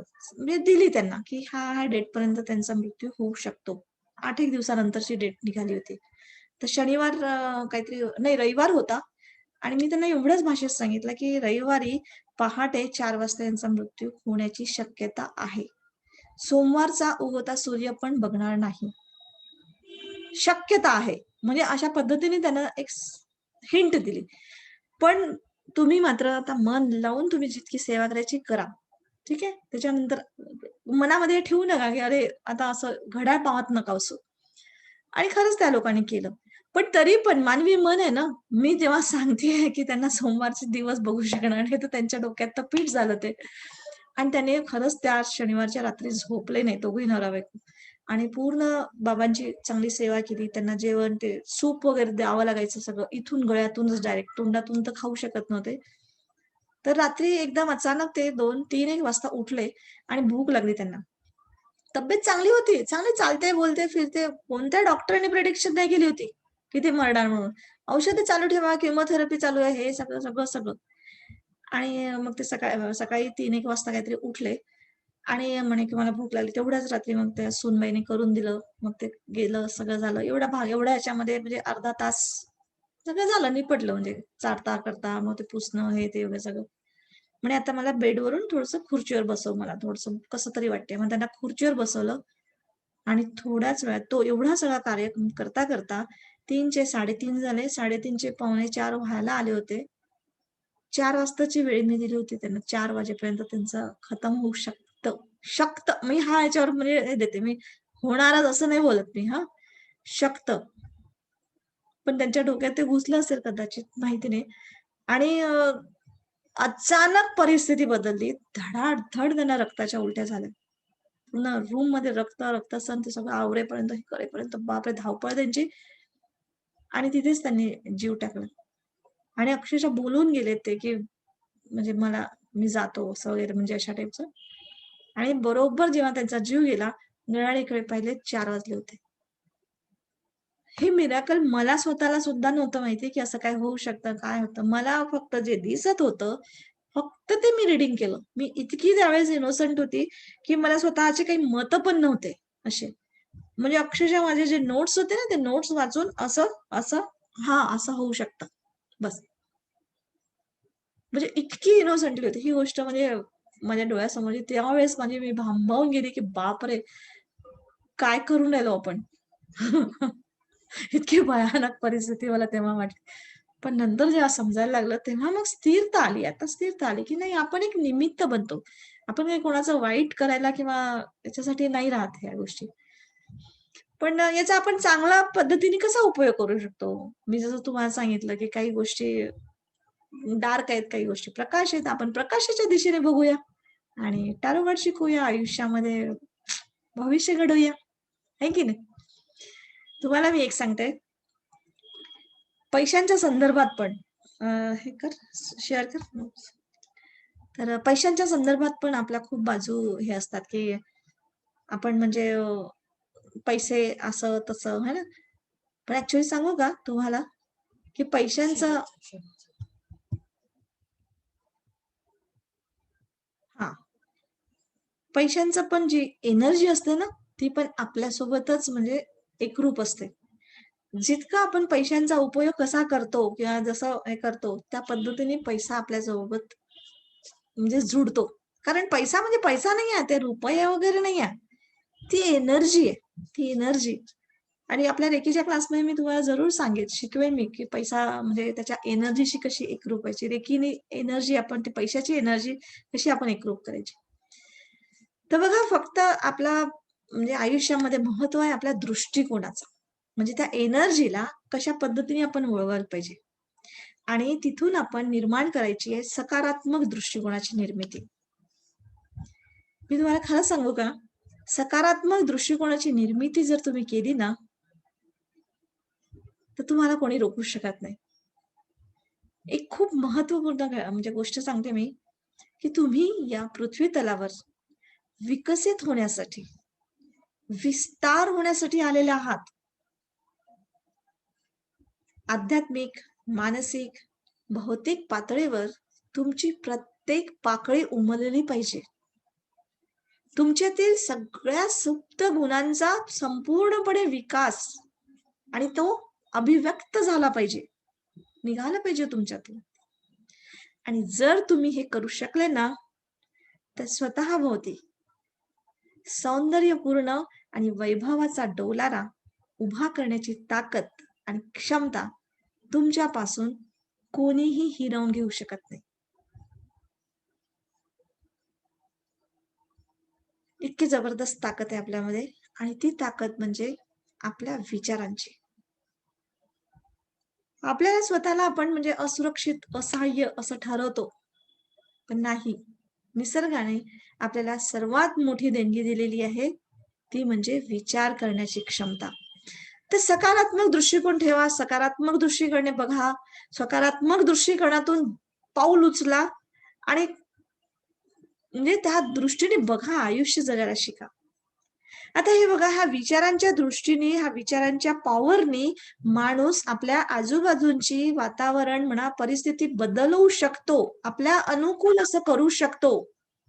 पण तरीही आयुष्यात अक्षरशः भरकटून गेलेले लोकं, विचारहीन कृती करणारे लोकं आपल्याला भेटत असतात. आणि विचार न करता आयुष्य जगणं म्हणजे नेम न धरणं आणि गोळी मारणं. नेम न धरता गोळी मारण्यासारखं आहे म्हणजे ते. मूर्खपणा आहे ना?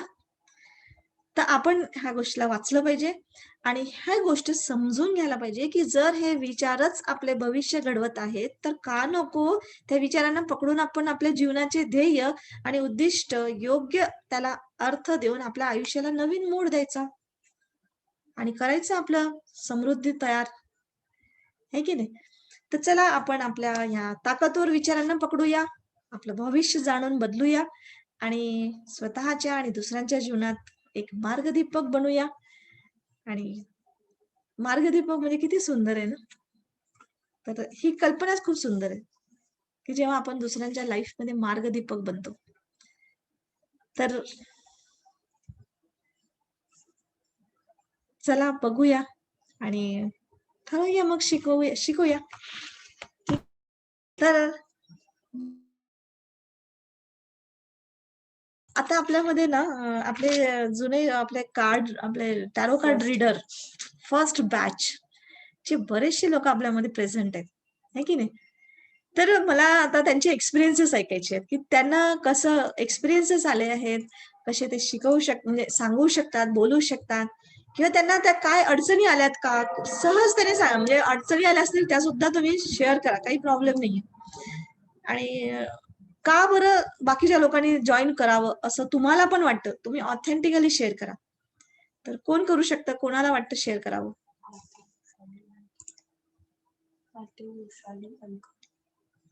जे कोणी आहे त्यांना बिलकुल ज्यांनी अभ्यास केला असेल चांगला आणि हां, याच्यात हे आहे 100% कमिटमेंट माझं आहे. पण तुम्हाला पण करावं लागेल. असं देगाहारी खाटल्यावरही होणार नाही. मेहनत तर करावी लागेल. शिकवायला मी तयार आहे. आता तुम्हाला मेरिटचा अभ्यास करायचा आहे, की फर्स्ट क्लासचा अभ्यास करायचा आहे, की सेकंड डिग्रीचा, की तुमच्यावर डिपेंड आहे की नाही? हॅलो मॅम, नेटवर्कचा प्रॉब्लेम होता. तुम्ही प्रश्न परत सांगता का एकदा? हां, प्रश्न म्हणजे जे आपले स्टुडंट आहे, वृषाली आहे ना तू? हो, तर हो. तू आपले काही एक्सपिरियन्स शेअर करू शकतेस का? की तुला कसं वाटलं टॅरो कार्ड रीडर बनवून किंवा कसे तू शिकले किंवा काय तुला कशा पद्धतीने शिकवलं? अनुभव काय आहे तुझे? ते मला सांग. हो, चालेल मॅम. बिलकुल सांग. हॅलो, सगळ्यांना नमस्कार माझा. मी वृषाली कोकम ठाणकर. आता रिसेंटली जी बॅच घेतली मॅमने टॅरो कार्डची त्याच्यामध्ये मी होते. मॅमकडनं मी रेकी पण शिकले आहे. 3 लेव्हल मी कंप्लीट केले आहेत आणि टॅरो कार्डचा पण अनुभव खूप सुंदर होता.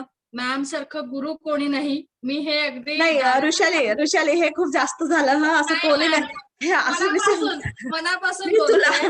मी तुला शेअर कर म्हणजे माझी तारीफ कर नाही म्हणत आहे. नाही मॅम, शेअर पण करते. पण ही गोष्ट खरंच आहे, की तुमच्या टीचिंगमुळे आम्हाला कॉन्फिडन्स आला ना, आम्ही म्हणजे न घाबरता टॅरो रीडिंग करू शकतो.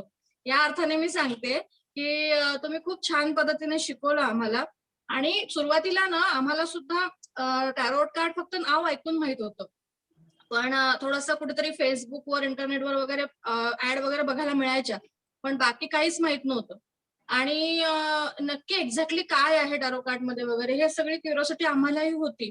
पण नंतर जसं मॅमने क्लास चालू केला, आम्ही शेअरिंग करत गेलो. मॅमने सगळं एक्सप्लेनेशन दिलं आणि तो क्लास ॲक्चुअली जेव्हा चालू झाला, तर एक-एक कार्डचं रीडिंग, त्याचा अर्थ, तर खरोखर ते जाणवतं, की कुठला एक गेम सारखी गोष्ट ती इजिप्तमध्ये ती शोधली गेली, त्याच्यावर इन्व्हेस्टिगेशन झालं, म्हणजे संशोधन झालं आणि त्या व्यक्तीची म्हणजे ते रायडर वेट जे आहेत त्यांचं पण खरंच खूप कौतुक, की मॅम जसं म्हणतात, की त्या बाईने कसा तो गूढ शोधून काढला आणि जीवनाशी ते रिलेट झालं आपल्या.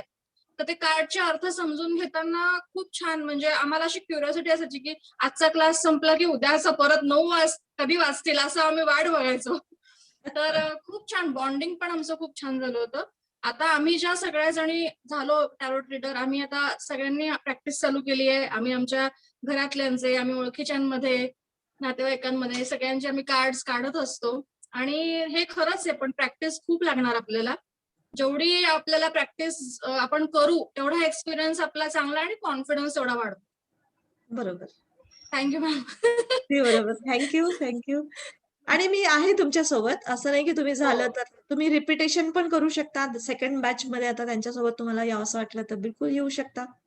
आहे ना? आणि तुम्ही आता सीनियर झाले तर म्हणजे आपल्या छोट्या भावा-बहिणींना म्हणजे शिकवावं लागेल, मदत करावी लागेल, आहे की नाही? तर त्याच्यामुळे एक ही फॅमिली अशी झालेली आहे, की मी एकटीच नाही, आता हे सगळेजण तुम्हाला शिकवायसाठी किंवा तुमच्या सोबत बरोबरीने आहेत. आहे की नाही? जबरदस्त, पॉवरफुल. Thank you. अजून कोणी बोलायला आहे? बोलावसं वाटत असेल तर हां, असं जबरदस्ती नाहीये. मॅडम मी बोलते नेहा वायगणकर. बोला बोल नेहा. व्हिडिओ ऑन कर ना गं तुझा. हां, हा बोल. बोल. मॅडम मी आज कार्ड काढले होते मैत्रिणीचे. म्हणजे खरंच तुम्ही जसं म्हणता की बरोबर कसे काही सेम म्हणजे असं कार्ड बघितल्यावर जे आम्ही शिकलो, तुम्ही आम्हाला छान पद्धतीने शिकवलात की बरोबर ती अशी कहाणी त्यांच्या आयुष्याची समोर येते की यांनी असं केलं तसं केलं. आता कसं मी माझ्या आत्याच्या मुलाचं कार्ड काढलं, तर त्याचं डिवोर्स केस चालू आहे. मग त्याचं कसं त्याने पहिल्यांदा त्याच्या चुका होत्या. मग ते स्वॉर्डचं ते एक आलं होतं. तर त्याच्यानंतर मग ती तो असा वागत होता. मग त्याचे बायकोने पण असं म्हणजे मला सुरुवात केली जोरदार. ती पूर्ण स्टोरी मला समजली. म्हणजे त्यांच्या आयुष्यातली होती आणि ते कार्ड संलग्न असे बरोबर आले होते जे कार्ड त्यांच्या आयुष्यात घडलेल्या स्टोरीप्रमाणे. आणि त्याच्यानंतर माझ्या मैत्रिणीचं मी एक कार्ड काढलं. मी दुपारी तिघा जणांचे कार्ड काढले. तर मी त्या मैत्रिणीला फोन केला आणि दुपारी मग तिच्याशी बोलली. आणि तिला मी पहिला प्रश्न विचारला, की म्हणजे तिने बाळाविषयी विचारलं होतं. तर तिच्या आयुष्यात आला होता प्रॉब्लेम. आणि तिला मी म्हटलं, की ते तुझ्या मिस्टरांचे संलग्न काहीतरी दाखवत चुका. तर ते म्हणाले, "अगं बरोबर, की आम्ही आत्ताच ती शांती करून घेतली. तिच्या पत्रिकेमध्ये काहीतरी दोष होता नवऱ्याच्या आणि पहिलंच कार्ड असं दाखवत होतं, की त्यांच्यामुळे त्यांच्या चुकल्याच वाक्याला इतका म्हणजे विश्वास वाटला, की कसं तू म्हणजे मी तुला काहीच सांगितलं नाही आणि तू कसं काय म्हणू शकलीस, की त्यांच्याशी संलग्नामुळे असं होतंय. मग तेव्हा मला फार बरं वाटलं आणि मग मी तिला जे सल्ला दिला ना, तेव्हा तिने मला मेसेज पाठवला, की आयुष्यात पैसा मिळणं महत्वाचं नाही, एखादी करेक्ट व्यक्ती मिळणं खूप गरजेचं आहे. तेव्हा मला फार एक्झॅक्ट. आनंद झाला मॅडम. म्हणजे जसं आम्ही तुम्हाला मिळून बरोबर, एकदम बरोबर. तुम्हाला मिळून खुश होतो, तसं आम्हालाही मिळून कोणीतरी आणि एक्झॅक्टली. खूप खरंच आहे. छान तुम्ही म्हणजे पण माझ्या तुमचं स्वतःच्या खरंच. बाबतीत पण मी कार्ड काही काढले होते. आणि तुम्ही जसं म्हणता, की हां. आणि तुम्ही जसं म्हणता, की सकारात्मक परिस्थिती बदला. तर आम्हीही आमच्या आयुष्यात सकारात्मक बदल केला. आणि त्याप्रमाणे कार्डही सकारात्मक यायला लागले आणि घडायलाही सेम तसं लागलं. म्हणजे 100% नाही, पण 60% तरी त्या वाटचाली चालू झाल्यात आमच्या आयुष्यात. आणि परफेक्ट. खूप म्हणजे काय बरोबर. Thank you madam. परफेक्ट. एकदम थँक यू नेहा. जबरदस्त. तर असं आहे. तर मला आता आपणा सगळ्यांना विचारू इच्छिते मी, की कोणाकोणाला टॅरो कार्ड शिकायला आवडेल? मला वाटतं, की सगळ्यांनाच आवडेल. आता माझ्यावर तर चॅट बॉक्समध्ये येसची भरभराट निघणार आहे. चला बोला येस टाइप करा. कोणाकोणाला पाहिजे? नितीन पवार येस. मॅडम मला पण शेअर करायचंय. हो, बिलकुल, बिलकुल शेअर करा. सांगितलं ना मी नाव वाचते ना, रसिका, श्रद्धा, कीर्ती, श्रद्धा वायदंडे, संध्या वायदंडे. Yes ma'am. सचिन, मधुमती, क्षया. बघा इतके जण आले की नाही. रिअली खरंच आहे. जबरदस्त आहे खरंच. हे बघा पैसा आहे ना, पैसा निघून जातो. पण तुम्ही काय त्याच्यातून कमवलं आहे, तुमचं डेव्हलपमेंट काय केलं, तिथे लक्ष द्या. आणि ते खरं आयुष्य जगणं आहे. मी खरं सांगते, मी ह्या सगळ्या गोष्टी शिकायला ना लाखो रुपये खर्च केलेले. म्हणजे मी अक्षरशः असं फडफडून, फडफडून म्हणजे जायची, करायची. पण मला आता ते असं वाटतं, की मी माझ्यासारख्या किती लोकांना मी तयार करू. म्हणून इतक्या स्वस्त याच्यामध्ये केलेलं आहे. आणि पहिली बॅच होती चला म्हणून मी काही दिलं. पण आता दुसऱ्या बॅचला सांगू फीस? मी किती पण सांगितलं तरी तुम्ही देणार आहे ना? मला सांगा बरं कोण? मी किती सांगितलं तरी देणार. असे किती जण आहेत सांगा बरं? बघू बरं. बघूयाच तर आज. आज मी जे मागेल तुम्ही ते द्यायला तयार आहे. असे किती जण आहे? येस म्हणून टाइप करा किंवा मी म्हणून टाइप करा. हा वैशाली, रेखी आणि याचा काही फरक नाही हा. अच्छा वाव, सुनीता, कीर्ती, प्रफुल्ल हे सगळे बघा मला काही पण द्यायला तयार आहे. संध्या या मागून किती मी आता लाखो रुपये यांना. श्रद्धा, नितीन खूप खूप धन्यवाद. हे सगळं तुमचं खरंच प्रेम आहे. आणि तुम्हाला खरंच सांगते, की मी तुम्हाला म्हणजे बिलकुल तुमच्या एकेका रुपयाची मला कदर आहे आणि मी त्याचं भरभराटून देणार. कारण मला माहिती आहे, की एक बीज पेरलं तर हजारो बीज आपल्याला मिळतात. आणि ह्या गोष्टीला अनुसरून म्हणा किंवा जागृत राहूनच मी माझे कामं करते. पण काय असतं काही-काही भौतिकता पण असते ना, आपण भौतिकतामध्ये जगतो. आणि मी असं हे सगळं सांगून असं बोलत नाही, की मी काहीतरी विशेष आहे, असं नाही. तुम्ही आणि मी आपण सारखेच आहोत. तुम्हाला ज्या गरजा आहेत, त्या गरजा मला पण आहेत भौतिकतेमध्ये, है ना? आणि आपण कुठेतरी त्या पण गोष्टी काढतोय. तर त्या ह्याच्यामुळे आपण एनर्जी एक्सचेंज करतो. तर ते एनर्जी एक्सचेंज करायला एक मनी म्हणजे पैसा मध्यंतरी तो कागदाचा नोट. आता तर ते नोटही नाही राहिलं. आता तर फक्त अंक राहिले अंक. किती? तर tick, tick, tick, tick, tick, टिंग. Google पे येस. तसेच आपल्याला अंक येतात आणि आपले अंक जातात. है ना? एक एवढंच राहिलंय. ती एनर्जी आहे फक्त. तर तो एनर्जी आपल्याला एक्सचेंज करायचा आहे आणि ती मॅच करायची आपल्याला एनर्जी. की ती एनर्जी जी मला माहिती येत आहे टॅरो कार्ड्समध्ये काय आहे, शिकवायचं, कसं शिकवायचं, काय करायचंय, तुम्हाला त्या लेव्हलला आणायचंय. तर ती एनर्जी तुमच्यासोबत मी शेअर करणार आणि त्या एनर्जीला तुम्ही पण ती सेम फ्रिक्वेन्सीमध्ये यायचं आहे. तेव्हा कुठे आपण मग वर जाऊ शकतो. तर त्या एनर्जीची देवाणघेवाण आहे. बस बाकी काहीच नाहीये. तर त्याचा आता माझ्याकडे आता सध्या फीस ठेवलेली आहे फक्त आणि फक्त ₹15,000. तर तुम्हाला जास्त वाटली? कमी वाटली? काय वाटलं म्हणजे सांगा? सांगू शकता मला. आणि काही प्रॉब्लेम्स असतील तर माझ्याशी शेअर करा जरूर. मी जरूर तुमच्यासाठी उभी आहे. आणि ज्यांना रजिस्ट्रेशन करायचं वाटतं, तर तुम्ही करू शकता. आजपासून चालू आहे तुमचं रजिस्ट्रेशन. माझा Google पे नंबर किंवा हा जो सगळा आहे, हाच आहे म्हणजे नंबर 9890604874. तर तुम्हाला सगळ्यांना माहितीच आहे. सगळं तुम्ही मला वाटतं बहुतेक म्हणजे सगळे रेखीचे स्टुडंट्स आहेत. अच्छा ते एक हां. तर याच्याशी हे माझं स्क्रीनशॉट काढून घ्या तुम्ही.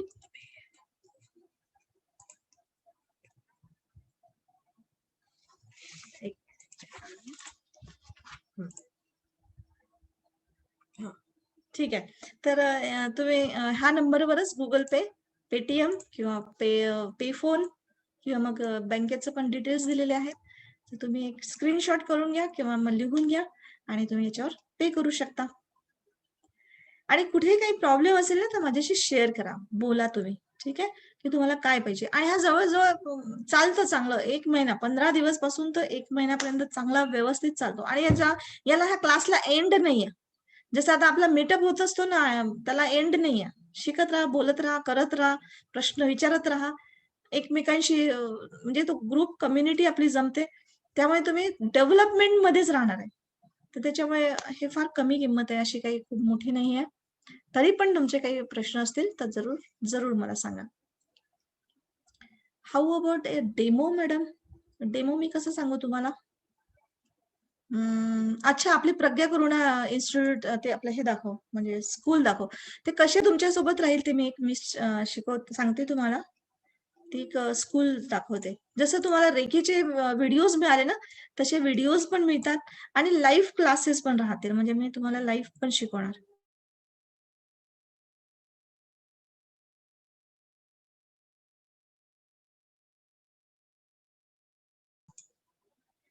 तर ही आपली स्कूल आहे. याच्या मार्फत तुम्हाला शिकायला मिळते आहे. आणि तुम्हाला हे तुमच्या म्हणजे बिलकुल मोबाईलवर, लॅपटॉपवर तुम्ही बिलकुल बघू शकता. जसं हे डे 1, डे 2 वगैरे एकेका दिवशी काय-काय होणार आहे. हे तुमचे म्हणजे जुने आमचे जे क्लासेस झाले त्याचं रेकॉर्डिंग आहे. त्याच्या नोट्स तुम्हाला पूर्ण मिळतील, पी-डी-एफ मिळतं. तर अशा पद्धतीचं हे असतं. किती दिवसात रजिस्ट्रेशन करू शकतो? हे चालू झालंय रजिस्ट्रेशन 8 मार्चला पासून त्याचं बॅच चालू होणार आहे. 8 मार्च आणि त्याची टायमिंग आहे रात्री 9 ते 11 वाजेपर्यंत चालतातच ते क्लासेस. पी-डी-एफ वगैरे सगळे नोट्स तुम्हाला मिळतातच. हार्ड कॉपी तुम्ही त्याचं प्रिंट आउट काढून करू शकता. ठीक आहे. आणि हां, आता आरती ओव्हल आपला एक्सपिरियन्स शेअर करेल. बोल आरती. बोल. येस, टॅरो रीडर आरती ओव्हल. हॅलो सगळ्यांना. माझं नाव आरती ओहाळ आहे. आरती ओव्हाळ. राहुल ओहाळ. मी पुण्याची आहे आणि मला मॅडमनी ना पहिला हा एक्सपिरियन्स सांगितला होता, जे आता मगाशी सांगितलं ना त्यांनी, की कोणीतरी ते ओळखीत होते आणि त्यांना खूप त्रास होत होता आणि सोमवारची सकाळ बघणार नव्हते. अचानक ते त्यांचे शेवट असणार त्या दिवशी नाही का. हे जेव्हा मी ऐकलं होतं ना, त्यावेळेसच मी मॅडमला सांगितलं होतं, "मॅडम तुम्ही जेव्हा पण टॅरो कार्डचे चालू करता ना क्लास, तेव्हा मी माझं पहिलं सीट मी बुक करते." आणि मी ते केलं होतं. आणि त्याच्यानंतर आहे ना, मला ते शिकायचं होतं. कारण कसं झालं होतं, लॉकडाऊनमुळं आमच्या पण घरात डेथ झाली होती ना, त्याच्यामुळं घरात थोडंसं वातावरण हे झालं होतं. म्हणून मग मी म्हटलं, की मी रेकी पण करणार आणि टॅरो कार्ड्स पण शिकणार. आणि माझ्या मिस्टरांनी मला ते दोन्ही पण करून दिलं. आता काल मॅडम मला एका माझ्या मैत्रिणीचा कॉल आला होता, की ती खूप प्रॉब्लेममध्ये आहे आणि तिचं म्हणजे घरातून म्हणजे कोणाशी काही हेच नाहीये, रिलेशनच राहिलं नाही असं. कारण पैशामुळं सगळंच बिघडलंय. डिव्होर्स झालाय. एक मुलगा आहे तिला 5 ते 6 वर्षाचा मुलगा आहे आणि नवऱ्याचा बरोबर डिव्होर्स झाला. वडिलांनी डिव्होर्स करून घेतला आणि वडिलांनी माहेरी आणून ठेवलं आणि लॉकडाऊनमध्ये आता कोरोनामुळं वडील वारले. अरे! भाऊ कधी नव्हता त्यांच्या फॅमिलीत आणि तो अचानक आलाय प्रॉपर्टीसाठी आणि हिला आणि हिच्या मुलाला त्रास देणं चालू झालंय. तर त्यांना खाणं-पिणं पण भेटत नाहीये आणि बाकीचे हौस-मौस किंवा काहीच नाहीये. खूप प्रॉब्लेममध्ये आणि मग तिने मला कार्ड काढायला लावले. पहिलं तिने मला ही सिच्युएशन नव्हती सांगितली. मग मी तिचे कार्ड्स बघितले आणि तसं वन बाय वन मी तिला सांगायला जशी मी सुरुवात केली, तशी ती खूप रडायला लागली. मग मी पहिलं तिला विचारलं, की "काय झालं? तू एवढं का रडते? कारण मी आता फक्त तुझं हे करते, की तुला प्रॉब्लेम जे आहे ना, ते मी सांगते." मग जसं-जसं ते मी सांगत गेले ना, मग त्यानंतर ती बरोबर ती स्टोरी जसं जे आता पहिलं घडलं तिच्या लाईफमध्ये म्हणजे आपण एक्सपिरियन्स सांगताना कसं सांगतो, की पहिलं माझा डिव्होर्स झाला. नंतर मग वडिलांनी मला घरी आणलं माहेरी. म्हणजे हे सगळं सिक्वेन्स प्रमाणेच म्हणजे ते सगळं जुळूनच आलं होतं. मी ॲक्युरेट तिला सांगितलं आणि नंतर मग अशा गोष्टी सांगितल्या, की तिच्या घरातलेच लोकं आहेत, जे तिला नाही का त्रास देतात आहेत आत्ताच्या सिच्युएशनला. ती म्हटली अक्षरशः मग नंतर तिला जेव्हा मी सांगितलं, मग तिने मला सगळं सांगितलं, की वडील वारल्यानंतर भाऊ कधी नव्हता, आत्ता आला आणि 3 लोकं जे होते ना, तर एक सावत्र आई आहे, बहीण आहे सख्खी आणि भाऊ आहे. तर अक्षरशः 1 किलो तांदूळ तिने पिशवीत आणून ठेवलं होतं ना, तर सकाळी बघते तर 1 वाटी सुद्धा तांदूळ नाहीये मुलाला मुद्दामून उपाशी ठेवण्यासाठी, की ही इथून निघून जावी. आता नवऱ्याचं घर नाहीये, की ती तिथं जाऊ शकत नाही. वडिलांनीच हिला माहेरी आणलं, पण तरी सुद्धा नाही होते नाही का करणं. मग अक्षरशः तिला उपासमार आहे. मग तिने मला सांगितलं, की माझं पुढचं जे काय आहे ना, त्याच्याबद्दल पण सांग. मग आता ती दुसरं सेकंड ऑप्शन आता तिच्यासाठी आता असं आहे, की तिने दुसरं लग्न करावं. म्हणजे हे तिच्याकडूनच प्रश्न होता. मग मी त्याच्याबद्दल पण सांगितलं. तिने एका व्यक्तीचं नाव सांगितलं, त्याचे कार्ड्स काढले तिच्या डिव्हाइन गाईडन्समध्ये. कारण मी त्या व्यक्तीला ओळखत नाहीये, मी कधी बघितलेलं नाहीये त्या व्यक्तीला. मग मी तिच्या डिव्हाइन गाईडन्समधून त्यांचे कार्ड काढले. तर अक्षरशः ते असे कार्ड्स निघतात आहे, की त्याच्या लाईफमध्ये ऑलरेडी कोणीतरी आता आलेली आहे. तर मी तिला विचारलं, "तुझं आणि त्यांचं काय भांडण झालंय का?" तर ती म्हटली, "तुला कसं कळलं?" मी म्हटलं, "जे कार्ड्स आहेत त्याच्यावरून मला दिसतंय, की तुमच्यामध्ये भांडण झालंय आणि तो व्यक्ती तुझ्याशी बोलत नाहीये. जर लग्नाच्या आधी जर तो व्यक्ती तुझ्याशी बोलत नाहीये, मग लग्न झाल्यानंतर जर हीच सिच्युएशन राहिली तर कसं असणार आहे? म्हणजे तू थोडासा विचार कर त्या बाबतीत." आणि जे कार्ड्स आलेत ना मॅडम, मी तुम्हाला वाटलं तर आपल्या टॅरोच्या ग्रुपवर मी टाकते, की तिचं जे प्रॉब्लेम आहे ना त्याबद्दल. मग मी तिला काल सगळं सांगितलं. त्याच्यानंतर ती तर खूप म्हणजे अशा ह्याच्यामध्ये तिला एक गायडन्स हे मिळतं की ते अवेअरनेस. पण अवेअरनेस. आता हे आली सिच्युएशन, है ना? सिच्युएशन अशी आहे. पण नुसतं तिला सांगून रडवून आपल्याला काय त्याच्यात फायदा, है ना? नाही, मी आपल्याला तिला तिला ते पण सांगितलं. एम्पॉवर करायचंय. त्याच्यामधून आपल्याला तिला सांगायला पाहिजे हे की तुला आता कशी सिच्युएशन तू बदलू शकतेस. ही रियालिटी आहे. हे सगळं तुझं म्हणजे हे लिहिलेलं दिसतेय मला असं. आता याच्यावर तुला ऍक्शन्स कसे घेतले पाहिजे आणि तिला त्या दुःखातून काढायचा आपला प्रयत्न असतो. तर तिला नुसतं म्हणजे असं सांगून आणि किती बरोबर झालं याचा काही अर्थ नाहीये. त्याला तिथून काढायचंय आपल्याला फक्त. आणि ते विचारांनी बदलवायचंय तिचं. तिचे विचार तिथे आपल्याला स्ट्रॉंग करायचे की येस तू पॉवरफुल आहे, तू करू शकते. कशाला म्हणजे ह्या सगळ्या गोष्टी. तू आई आहेस. आई म्हणजे सगळ्यात महान गोष्ट आहे ह्या धर्तीवर. म्हणजे आईसारखी जागा दुसरं कोणी घेऊ शकत नाही ह्या जगात, है की नाही? तीच मोठी पॉवरफुल आहे ना, मग तू करू शकते. अशा पद्धतीने त्यांना आपल्याला काढायचं असतं चिखलातून. हो मॅडम, मी पण तिला तेच सांगितलं. तर तिचं मेन म्हणजे तिने ना जेव्हा माझे स्टेटसला फोटो वगैरे जे बघत होती, त्याच्यानंतर तिला असं वाटलं होतं, की रेखीमुळं नाही का मी तिला सगळ्या गोष्टीतून बाहेर काढू शकते.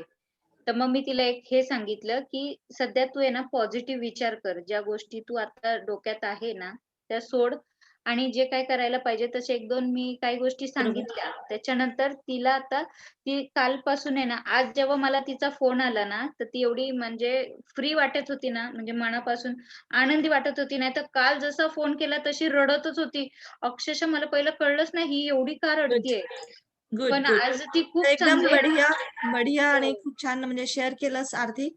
जबरदस्त, पॉवरफुल आणि याच्यासाठीच आपल्याला उभं राहायचंय समाजासाठी. बस अजून काहीच. प्रॉब्लेम काय असेल ना, तर आपण त्याच्यामधून नाही का आपल्याला काय होणार पुढे निघू किंवा शकतो काय ते आपण. कळतं आणि जे एक्झॅक्टली. तिच्या लाईफमध्ये झालं ना ॲक्युरेट तशी घटना त्या कार्डमध्ये दिसली. म्हणून हं. मी तिला ते सांगितलं आणि तिने ते चेक केलं होतं मॅडम मेन म्हणजे, की मी बढिया, ज्या गोष्टी नाही सांगितल्या त्या जुळतात का वगैरे असं पण झालं. बढिया, पण बढिया. खरंच खूप छान आहे हे, की टॅरो कार्ड्स शिकलं पाहिजे. बढिया. थँक यू छान, मॅडम तुमच्यामुळे आम्ही शिकलोत छान. हे कार्ड्स. छान, एकदम मस्त, बढिया. तर चला आणखी कोणाला नवीन कोणी आहेत त्यांना काही आणखी प्रश्न असतील तर मला प्रश्न विचारू शकता. आणि तुम्ही म्हणजे आवाजाने बोलू शकता किंवा मग चॅटिंगनी पण करू शकता. व्हिडिओ ऑन करून तुमचा ऑडिओ ऑन करून तुम्ही प्रश्न विचारू शकता. तर नवीन लोकांना काही फोन आहेत म्हणजे प्रश्न आहेत का? मॅडम मी संध्या बोलते. बोल संध्या. नाही म्हणजे प्रश्न असा आता आहे असं मस्त बोल. बोल संध्या. काय बोलायचंय तुला अ, बोल. काय मॅडम मी तुम्हाला उद्या फोन करणार आहे हं, या विषयावर म्हणजे फोन करणार आहेस? आहे ओके, उद्या. ओके. Okay, okay. हां, ठीक आहे ना. ठीक आहे. अ, नाही म्हणजे असा सहज प्रश्न विचारत आहे मी आता, की ह्या टॅरो कार्डनी आत्मविश्वास वाढेल का? हे बघ, कारण टॅरो कार्ड पाहिलं ना तसे कागदाचे तुकडे आहेत. मी तुला हं, काय सांगतेय, हं, तू समोरच्या परिस्थितीकडे बघू नका. समोरचा व्यक्ती, परिस्थिती, स्थिती बदलत नाही. बदलतो आपण. त्या टॅरो कार्डमुळे तुमचा आत्मविश्वास वाढेल असं नाही. टॅरो कार्ड जरिया आहे. पण तुम्ही आता जसं आरती, ती काय म्हणाली, हं. की मी तिची स्टोरी त्या टॅरो कार्डच्या रूपाने आणि जेव्हा ती वाचून दाखवते तेव्हा काय होत होतं ऑटोमॅटिक आत्मविश्वास वाढत होता ना तिचा. आहे की नाही? हो. तर ते आत्मविश्वास बाहेरच्या परिस्थितीवर डिपेंड नाही ना. तो आपल्या आतमध्येच आहे. तिथून निर्माण करायचं असते. टॅरो कार्ड जरिया आहे. टॅरो कार्ड शिकणं हा बघा एक आपण हा जरिया म्हणून आपण यूज करतोय. लोकांना एक चांगलं भलं देतोय त्यांनी. पण असं त्या टॅरो कार्ड्स बद्दल चिपकून नाही राहायचंय आपल्याला, की "अरे यार टॅरो कार्ड म्हणजे मी तर आता काहीतरी संत, महात्मा, देवी देवी झाले." हम्म. असं नाहीये. असं सवय नाहीये. लागेल. त्याच्यापेक्षा मोठे आपण आहोत. म्हणजे आपण विचार बदलू शकतो. पण आपण हे दुसऱ्यांना सांगतोय आणि त्या आपल्या माणसांना काय आता ह्युमन बीइंगला की प्रत्येक गोष्टीचं प्रूफ पाहिजे असते. एक्झिस्टन्समध्ये काहीतरी पाहिजे असते. तर ते एक्झिस्टन्समध्ये दिसतं ना. आता हम्म. लव्हर्स एक म्हणजे पिक्चर आहे कार्ड्स. तो पाहिल्यानंतर कार्ड्स आहेत का ग ते? स्क्रीन मी ते अरे एक मिनिट शेअर कर. जसं आता हा हा एक कार्ड आहे. The lovers. बघा आता हा कार्ड दाखवते. हा कार्ड लवकर समजतो लोकांना म्हणून. एक स्त्री एक पुरुष दिसते शब्द हा असते. एक स्त्री एक पुरुष दिसते आहे आणि मागे देवी म्हणजे एक परी आहे म्हणा किंवा एक दैवीय शक्ती म्हणा असं. हा कार्ड वरून पाहिल्यावर काय वाटतं की स्त्री पुरुष संबंध दिसतात आहे. वैवाहिक जीवन दिसतंय. हम्म. आणि तुमचे जर वैवाहिक संबंध चांगले आहेत की खराब आहेत हे आपल्याला समोरचा माणूस अननोन असतो. अननोन माणूस आला आणि तो कार्ड त्याच्याच हाताने तो काढतो. आणि हा कार्ड जर सरळ काढला तर त्याचे खूप चांगले संबंध असतात किंवा त्याच्या लाईफमध्ये कोणीतरी स्त्री आलेली असते की जे लग्न होणार असते. जर हा कार्ड रिव्हर्स आला म्हणजे असा उलटा पण येतो. उलटा आलं तर त्याचा नक्कीच मार खात असेल तो आपल्या बायकोचा, नाहीतर मग डिव्होर्स होत असेल, जबरदस्त भांडणं होत असतील. मला एक सांगा, आता हा कार्डचं चित्र आणि त्याची परिस्थिती कसं काय जमतं? तसं पाहिलं तर हे तर कागदाचे तुकडे आहे. कसं सांगताय? आणि तो काढतो त्याच्या हाताने. मी पण हात नाही लावत आहे. म्हणजे जेव्हा समोरासमोर येतात तर. ऑनलाईन घेतलं तर मग मी स्वतःला डिक्लेअर करते. संध्याने काढलं तर म्हणजे संध्याने काढलं तर मी संध्या स्वतःला म्हणजे एक डिक्लेअर करते की संध्या काढते. त्याच्यात नंदिनीचा काहीच हात नाहीये. म्हणजे असं समजून जेव्हा काढते तर बरोबर संध्याच्या आयुष्यामध्ये जे घडलेली ते गोष्ट इथे घडेल. तर अशा पद्धतीचे आहे मॅजिशियन हे असे कार्ड असतात. द फूल म्हणजे तुमच्याजवळ सगळं काही आहे. तुमच्याजवळ गुलाबाचं फूल आहे म्हणजे ते दिसतं. म्हणजे रोमांस आहे. शिदोरी म्हणजे जेवण म्हणजे शिदोरी आहे तुमच्याजवळ. सूर्य आहे. मस्त गोल्डन लाईफ आहे. पायात बूट आहे. म्हणजे खाच खडकेपासून तुम्ही वाचू शकता. सगळं काही आहे.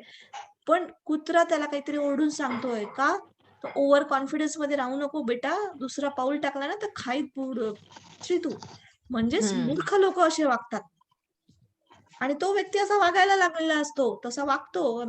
मेरे पास तो सब कुछ है. मैं कुछ भी कर सकता. तू तो कुत्ता मेरे को तू क्या बताएगा? म्हणजे असा अहंकार येतो. खोटा अहंकार. त्यावेळेस तो माणसाने जर समजा नाही ऐकलं ना तर दुसरा पाऊल टाकला तर तो खाईमध्ये पडेल. म्हणजे संकटात पडेल. सगळं काही ज्ञान असूनही. तर हीच त्याची आपल्याला काय माहिती की तो माणूस काय विचार करतो आणि काय नाही. पण त्यावेळेस त्याला आपण जर गायडन्स केलं की बेटा ऐक कोणीतरी तुला काहीतरी सांगतंय. काय काय बोललेस?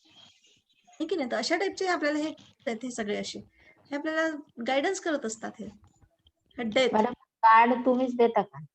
की नाही आम्हाला नाही घ्यावं नाही लागतात? नाही तुम्हाला घ्यावे लागतात. ते Amazon मधून मागवायचं म्हणून मी सांगते तुम्हाला. हे असे कार्ड्सचे पिक्चर्स आहेत वेगळे. हम्म.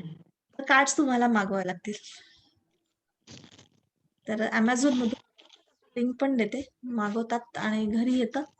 त्याची स्टडी करायची. हो मॅडम. चला तर ठीक आहे. अजून काही कोणाला प्रश्न आहे? कोणाला काही बोलायचं आहे? मेघना पण आहे मधून. कोणाला काही बोलायचं असेल मला मला शेअर बोलायचं करायचं आहे. असेल हा बोल. आज मॅडम 8 तारखेला जर क्लास चालू होणार आहे तर कार्ड आधी मागवावे लागतील का? हा मागवलं तर चांगलं आहे. आताच मागवलं तरी चालेल. अच्छा. नाही नॉर्मली आता ते 8-10 दिवस घेतात ना कार्ड्स. घेतात ना तर मागवू शकता. मी म्हणजे तुम्ही मला रजिस्ट्रेशन केलं तर मी सांगेल तुम्हाला त्या लिंकवर तुम्ही मागवू शकता. बिलकुल. आणि एकदा चालू झाल्यावरही तुम्ही मागवू शकता. काही प्रॉब्लेम नाहीये. कारण पहिल्या याच्यात कसं शिकवावं लागतं ना ते आहेत म्हणजे पिक्चर्स वगैरे येतात त्यामुळे मी दाखवते सगळं. पण आतापासून मागवलं तर जास्तच चांगलं कारण हातामध्ये असतात ना कार्ड. अच्छा. जेवढं आपल्या हातामध्ये असेल तेवढं जास्त चांगलं असते. चालेल. तुम्ही लिंक पाठवाल ना त्याची? बिलकुल मी लिंक पाठवते. ओके. मॅडम मला सुद्धा येतायत काय काय लोक टॅरो कार्डचं. अरे मजा वाह! ही आपली येते. टॅरो कार्ड रीडर मेघना मुळे आपके सामने प्रस्तुत है. मजा येते आहे आणि हळूहळू कॉन्फिडन्स पण वाढतो आहे. म्हणजे असं वाटतं की बाबा खरंच आपण सांगू शकतोय. है ना? आणि त्यांना जबरदस्त. पटतं पण आहे. म्हणजे आता मी 2-3 3-4 केले आतापर्यंत. हां. म्हणजे बाहेर आता कळलं ना, मग आमच्या जे आहेत रिलेटिव्हज आणि हे त्यांचे फ्रेंड्स, तर आता मला फोन कॉल्स आणि हे यायला लागले. म्हणजे एवढं बिझी शेड्यूल झालंय क्या मला. बात है! म्हणजे सुरेश वगैरे तर म्हणतात, "आई आता भेटतच नाही." असं आमचं असंच व्हायचं. शुभी पण काय ते म्हणते, असंच आमचंही व्हायचं. हो, मग और जब होतं तब से वो मी जो शुरू हुआ म्हटलं, की अभी मॅडमचं पण असंच आता होतं. पण तो आनंद किती छान वाटतो ना, की कोणी हो. आपण अरे माध्यम मॅडम, बनतोय. तुम्हाला तर अजून एक म्हणजे हाय क्लास सांगायचं आहे मला आपलं रेकीचं सेशनचं. मी तुम्हाला सकाळी मेसेज टाकलेला ना, की मला ते व्यसनचं 2 आलेले आहेत. हो, हो. त्यांच्या आईनी मला अप्रोच केलं, की ते दोघंही मुलं ना व्यसनी आहेत म्हणून. पितात आणि स्मोक करतात, शिव्या वगैरे देतात आणि बिलकुल रिस्पेक्ट करत नाही त्या आई-वडिलांना त्यांना. तर काही होऊ शकतं का? म्हटलं आपण करूया म्हणून. मी ते घेतलं आणि आज सकाळी दोघांचं सुरू केलं. यू विल नॉट बिलीव्ह त्यांचा मला मेसेज आला, की म्हणे तुम्ही 6:45 ला रेकी दिली त्यांना. मी मेसेज करते. दिल्यानंतर पहिलं मी मेसेज करते, की रेकी स्टार्टेड म्हणून. आणि म्हणे 7:41 ला त्या मुलाचा, धाकट्या मुलाचा त्यांना फोन आला. इतक्या वर्षानंतर त्यांनी फोन करून, "आई good morning, how are you?" म्हणजे असं काळजीपूर्वक बोलले. त्यांना एवढं एवढं बरं वाटलं म्हणून सांगू आणि त्यांचं ऐकून मला रडायला यायला लागलं. खरंच की म्हटलं जबरदस्त. वॉव! किती छान आहे. म्हटलं वाह! किती थँक्स म्हटलं रेकीला. म्हटलं गुड असं जर चांगलं होत असेल लोकांचं तर आपल्यालाही त्यांचे आशीर्वादच मिळतात ना. बरोबर आहे. आणि मेन ते कसं आपण व्हॅल्यू देतो. येस. नाही आणि पेरेंट्स आणि मुलांचं रिलेशन आणि एवढं बिघडलेलं होतं. तर ते व्हायला लागले. आता मोठ्याचं अजून यायचंय. म्हटलं त्याचाही येईल. मी कॉन्फिडेंटली आता सांगू शकते. म्हटलं येईल त्याचंही. जबरदस्त. पॉवरफुल, खूप पॉवरफुल. छान, छान. खूप छान. छान वाटलं मला पण. Thanks to reiki and thanks to you ma'am. Thank you. Thank you तुम्हाला पण कारण तुम्ही पण घेण्याच्या मनस्थितीत आहात ना, है की नाही? फक्त मॅडम मला एक प्रश्न आहे, की आपण किती घ्यायचं? म्हणजे घ्यायचं म्हणजे पैसे नाही म्हणजे ॲट अ टाईम कळलं का? म्हणजे किती क्लायंट्स घ्यायचे रेकीसाठी ते मला कळत नाहीये. तितकं आपल्याला जमेल तेवढं. किती जमू शकतं? अच्छा. तशा पद्धतीने. आणि आता जसं तुम्ही ग्रँड मास्टर समजा झाले, पुढे ग्रँड मास्टर आहे, तर शक्यतोवर त्यांना म्हणजे शिकायला प्रवृत्त करायचं, हो, हो, की मी किती हो. जणांना रेकी देणार ना, कारण आता मी त्याच ह्याच्यावर आलेली आहे. माझ्याकडे खूप लोकं रेकी द्या, रेकी द्या. मी काय झोपू नाही? पण मी किती मॅडम घेऊ? 3rd डिग्रीला तुम्ही काय करायचे? तेव्हा द्यायची ना, तेव्हा द्यायची. पण किती द्यायचं आणि हां, किती तेच लोकांना? अरे तेच समजत नाहीये आणि हां, तर असं तेव्हा मग फराळ म्हणून वगैरे मग जेव्हा मी बनवण्यात मग तेव्हा मी त्यांना मग ह्या ह्याच्यात अप्रोच की तुम्ही आणि बघा रेकी देताना पैसे जास्त लागतात. तुम्हाला समजा आता मी ₹3000 महिना घेते, तर तुम्हाला ₹3000 महिना द्यावा लागेल आणि किती महिने लागतील हे मी सांगू शकणार नाही. त्यापेक्षा हां. तुम्ही तेवढ्याच पैशामध्ये जर 7,500चा 3 याच्या डिग्रीचा कोर्स होऊन जातो, तो करा ना. आता ऑनलाईन आहे तर. तो तर आणखी स्वस्त आणि सोपा पडतो तुम्हाला आणि तिथे माझं लाईफटाईम आहेच ना, म्हणजे मी आहेच तुमच्यासोबत. तर आणि तुम्ही स्वावलंबी बनता. तर हे आपल्याला सांगणं जास्त योग्य. मग आपले स्वतःचे मुलं असतील तरी सुद्धा आता मी शुभ शब्दाला कुठे मी प्रत्येक वेळेस मी रेकी दिलीच पाहिजे असं नाहीये. स्वतःचे कामं स्वतः करतात त्या. हो, आता मी सुरुचीला पण हे केलं ना, आता ती हां, तिची घेते आहे. हां. तसं तसं आपल्याला स्वावलंबी बनवायचंय त्यांना. आपल्यावर परावलंबी ठेवायचं नाही. हां, आता खूपच एकदम आय-सी-यूमध्ये आहेत, आजारी आहे, शिकण्याच्या मनस्थितीत नाहीये, तर चला ठीक आहे, ओके. किंवा त्यांना पैशाचं काही वाटत नाही, की नाही देऊ शकतात, तर चला ठीक आहे, हरकत नाही. तर म्हणून आता तुम्ही ग्रँड मास्टर बना आणि तुम्ही तसे पिलर्स तयार करा आपले मस्तपैकी. एक पण चॅलेंजिंग येतायत हां, मॅडम. हं. म्हणजे मी पण असं आपण पण विचार नाही करत. बापरे! हो, ओके, ठीक आहे. शांत राहायचं आणि मग विचार करायचा आणि मग स्टार्ट करायचं. पण पलटून जातं. जीवनच पलटून जातं. पूर्ण ट्रान्सफॉर्मेशन आहे. अजून एक एक्सपिरियन्स करू का शेअर? हो, कर ना. अजून एक काल काल नाही परवा आलेलं होतं. परवा आलेलं. त्यांना पण असंच रात्री झोप नाही लागत आणि असंच म्हणे खूप इमोशनल होतो. सगळं चांगलं आहे. नाही काही टेन्शन नाही, काही नाही. पण म्हणे असं खूप डिप्रेस सारखं होतं आणि रडायलाच येतं एकदम. तर आपण काही करू शकाल का म्हणून. म्हटलं, "हो, ठीक आहे, करूया." काल सुरू केलं त्यांचं मी. हां आणि मेन म्हणजे ना ते रात्री झोपताना 2 झोपेच्या गोळ्या घेतात. हं. त्याच्याशिवाय त्यांना झोप लागत नाही. तर मी त्यांना सांगितलं म्हटलं, "तुम्ही आम्ही आज सुरू करते तुमचं. तुम्ही आज तुमचे काय मेडिसिन आहे ते तुम्ही घ्या. पण म्हटलं उद्यापासून बघा, जर का तुम्हाला लागलं तर घ्या. एकावर तर या." म्हणून असं मी त्यांना पहिलं सांगून दिलं. म्हटलं त्यातूनही म्हटलं तुम्हाला जर गरज लागली तर घ्या म्हटलं आपलं सपोर्ट असू दे, असं. आणि मग आज त्यांना काल त्यांना पहिली ट्रीटमेंट दिली. तर आज सकाळी त्यांचा मेसेज आला, "तुम्हाला मी फोन केला तर चालेल का?" म्हटलं, "हो चालेल." मग फोन केला त्यांनी आणि मला सांगतात ते, की "मॅडम काल तुम्ही मला किती वाजता रेकी दिली?" तर मी म्हटलं, "मी दुपारी ते सेशन केलं तुमचं." हां, म्हणे, "मला आहे ना संध्याकाळनंतर ना काहीतरी छान वाटायला लागलं. एकदम खूपच बदल वाटायला लागला. एनर्जेटिक आणि आनंदी असं फील व्हायला लागलं. तर मग मी रात्री विचार केला, की आपण 2 गोळ्या नको घेऊया, 1च घेऊया." मग मी 1 गोळी घेतली आणि झोपी गेलो. तर 12 वाजता म्हणे मला जाग आली. म्हणे, "आता मेलो आपण. आता म्हणे आता काय झोप लागणार नाही रात्रभर. आता मला गोळी दुसरी घ्यावीच लागेल." म्हणे मी उठलो, जाऊन बाथरूमला जाऊन आलो, पाणी वगैरे प्यायलो, बेडवर बसलो आणि म्हणे अचानक काय झालं माहीत नाही. तोंडातनं एकदम हनुमान चालीसा निघायला लागली आणि म्हणे मी झोपी गेलो म्हणे मी आणि एकदम पहाटे उठलो. एवढा मॅडम फ्रेश होतो म्हणून सांगू. म्हटलं जबरदस्त. "तुम्हाला चांगली झोप लागली ना?" "हो, हो," म्हणाले. "खूप चांगली झोप लागली. Thank you very much." आणि हे जे ते सांगतात ना, तेव्हा आपल्याला एवढं वाव! आपण कुणाच्या तरी उपयोगात येतोय असं. खरंच आहे. आज खरं पण दिला सेशन त्यांना. 3 दिवस त्यांना जबरदस्त. पहिलं आम्ही सांगते 3 दिवस तर तुम्हाला पहिलं घ्यावंच लागेल म्हणून आणि हां, मग आपण 3 ठरवू. दिवस 3 दिवस किंवा 7 तर ते दिवस, बरोबर सांगतो ना, 21 तसंच हां. सांगायचं ना?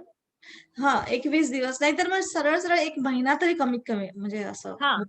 म्हणजे हां, असं नाही होत, की एकदा दिला आणि बस झालं, असं काही एका दिवसात नाही होत. हां, आता हां, एकदम जसं परीक्षेला चालले आहे, तर तेव्हाच्या तेव्हा चला ठीक आहे. कारण परीक्षा आहे हां, ना, ती हां. वेळ आहे. आहे ना, तर पण मग आहे ना, काय-काय लोकं ते पण विचारतात, की आम्हाला नंतर रिव्हर्ट नाही ना होणार. हां, तर तर त्याचा रिव्हर्ट काय नाही होणार उपयोग तर आहे? म्हणा तुम्हाला बघा, आता असं नाहीये, की एकदा सर्दीसाठी तुम्ही औषध घेतलं तर आयुष्यात कधी होणार नाही का? किंवा काही ते असं तर नाही सांगता येत ना. तर रिव्हर्ट हं, होऊ नये म्हणून तुम्ही शिकून घ्या म्हणा आता आणखी, असं बोलायचं त्यांना. तुम्ही स्वतः ओके. स्वावलंबी बना, आहे ना? हं. तसं पण आपल्याला हे करता येतं. Thank you. Thank you thank you. Ma'am very much.